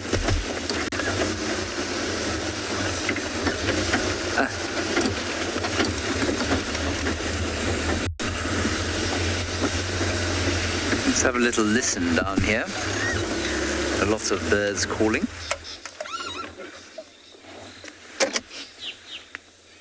Drongos. Mostly drongos. They're often the last of the daytime birds to call.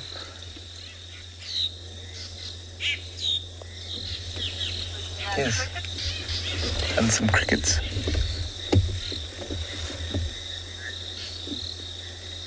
Attract a really nice kind of background noise from the crickets.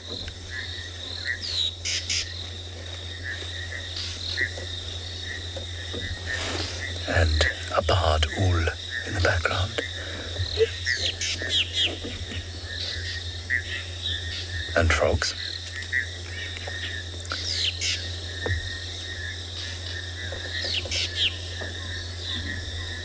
Yes, lots of barred owls. Good. Oh my God.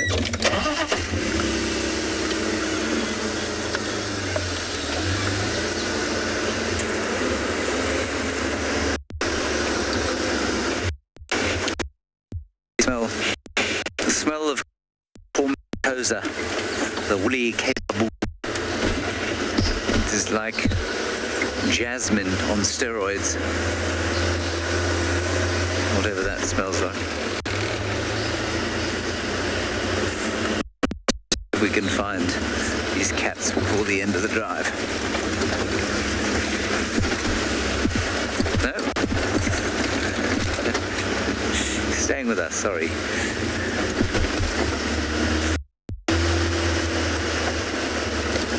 Now you're going somewhere else. Okay, well enjoy wherever you go. So our lioness is busy stalking, so we lost her in the grasses here. So we're trying to see if she'll walk out of the grass and come to the road and maybe go to the other side where the wildebeest are.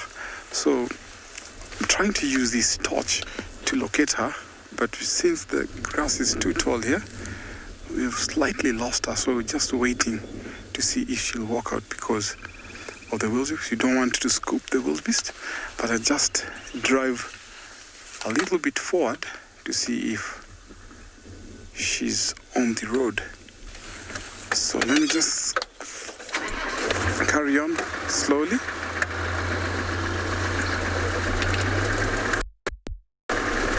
As I shine the torch here,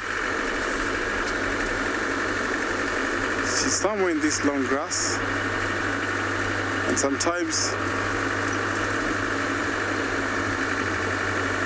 I'm just going to keep fingers crossed. And while I'm searching for this lion, let's send you over to another safari vehicle.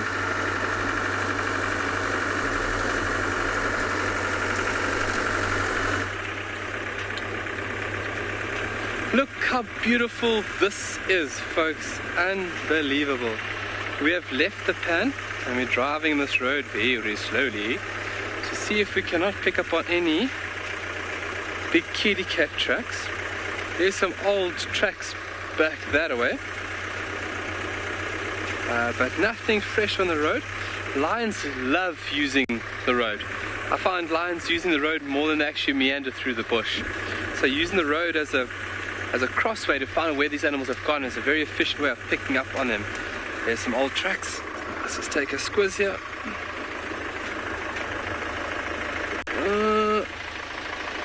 Yeah, that's a very old. We're not going to use those. Making Glenn hold on there. Are you okay there, Glenn? But a beautiful sunset. Let me just stop here so you folks can enjoy that marvelous. Yeah, that is one thing about this area that I've realized over the past few years guiding here. The afternoon sun, there's just something about it. I don't know what it is. I don't know if it's the red soil or maybe it's the ocean, a good couple of 100 kilometers away. But the sunsets here on Sociable are just magical. And you'll see that the guys love sunsets. We take a lot of sunset photos. But truly beautiful. I'm going to give you guys a few minutes of silence just to enjoy that.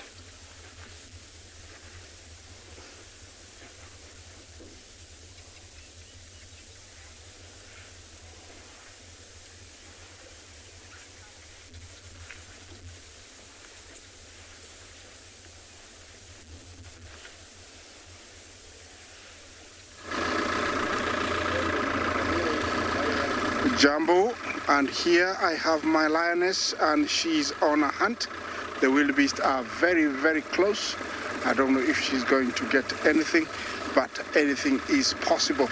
She's just like only about 200 feet. She just needs to climb that bank and the wildebeest are over here. I don't know if we'll be able to witness that, but it's going to be something. She's just, following the track. It's pitch dark. I have no lights on me. And we are using the infrared lights. to be able to locate her. She has gone out of the road, so now I can move closer. I'm gonna move closer and see if we can find her. Every now and then I have to try it on the track. She has come back on the track, you can see her. I don't know for what reason she has decided to come, but the wildebeest are over here. They're all milling around off to my right. She's gone too far. I don't know where she's headed. Anyway, I'm gonna switch off and see what she's doing, because if she goes too far, she's going to be out of range. They're not there. They're off to our right here. So I don't know if she's going to be able to get anything. We have no single light on.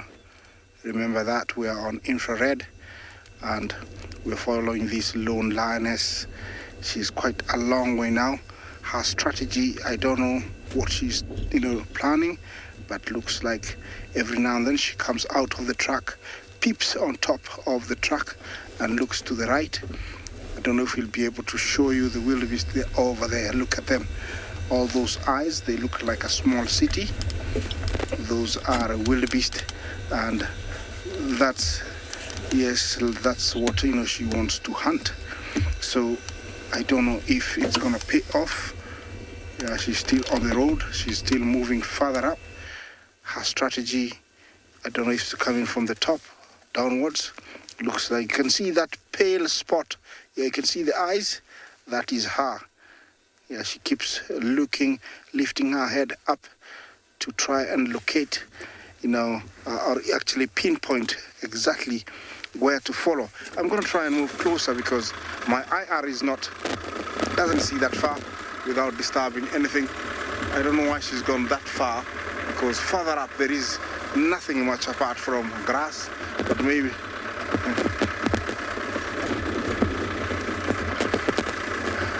Depends on the level of darkness. If it's too dark, then I would say a good maybe 50 to 70 meters. That's about 200 meters, but it depends with the level of darkness. If there's a little bit of light, she can see quite far. Is that her over there, or where is she? Can we see her? There she is. She has left the road and she's turning right. Looks like she's strategizing. She's just, went on top of the truck there, and she's thinking, what to do now. I'm sure she's wishing if there were 2 or 3 together, then they'll actually, one will ambush and the other one will chase. Yeah, the wildebeest, where are they? Bungay, can we see them? There they are. Yeah, all those eyes there, those are wildebeest. They're not very far, only about 100 meters. The lioness is somewhere ahead of us. There she is, she is on the screen. She's moving. Okay, you can see her. Yeah, I don't know if she's gonna get. She lied down a little bit. Okay, I think what to do now is start to move forward. That gives me a chance to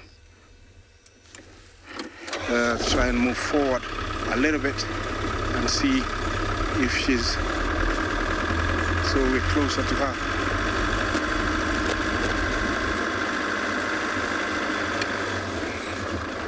Okay, let's try and find her again. She's somewhere in the long grass there. I don't know if we can find her.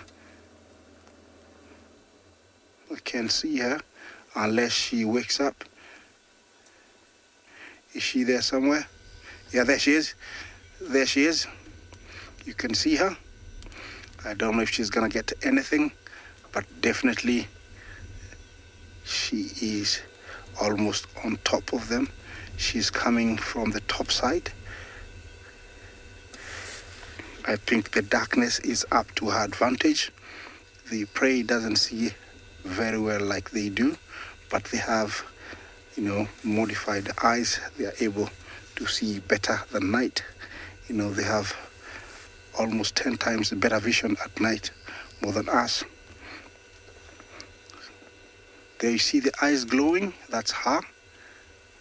Is she gonna move again? Are the wildebeest nearby? Yes, I can see them. I can see a few. Quite a long way to the right there. Are you gonna go again? Remember, being a lion or a lioness, it's not easy.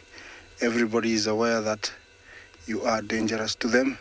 Looks like she has strategized and picked up a different... It looks like she's moving further up. You see her? She's moving further up and maybe flanking them. She wants to come from a different direction. She's got the upper hand because the wind is perfect and also her eyesight is better. So, it's very difficult being a lioness. So it is very difficult and I'm very feeling for her. Well, it's been an epic evening here from Masai Mara and from other locations in Southern Africa. On behalf of me, my colleague, my cameraman, and all the crew that we have in Southern Africa, in the Masai Mara, all I can say, stay tuned. I hope she gets something to eat and see you tomorrow morning. Bye-bye.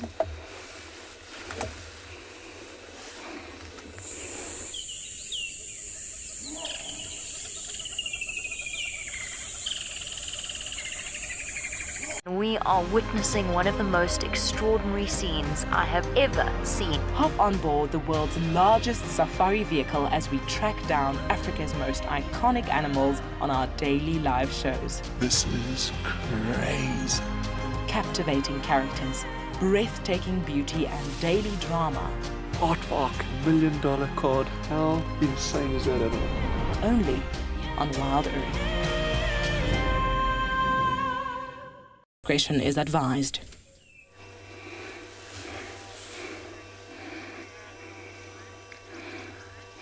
Jumbo, and another beautiful morning has started. We are here in the Masai Mara and already the sun is up. Look how beautiful it is. We're ready for this morning safari and all I would wish you is to have a very good time. Welcome to your morning live safari.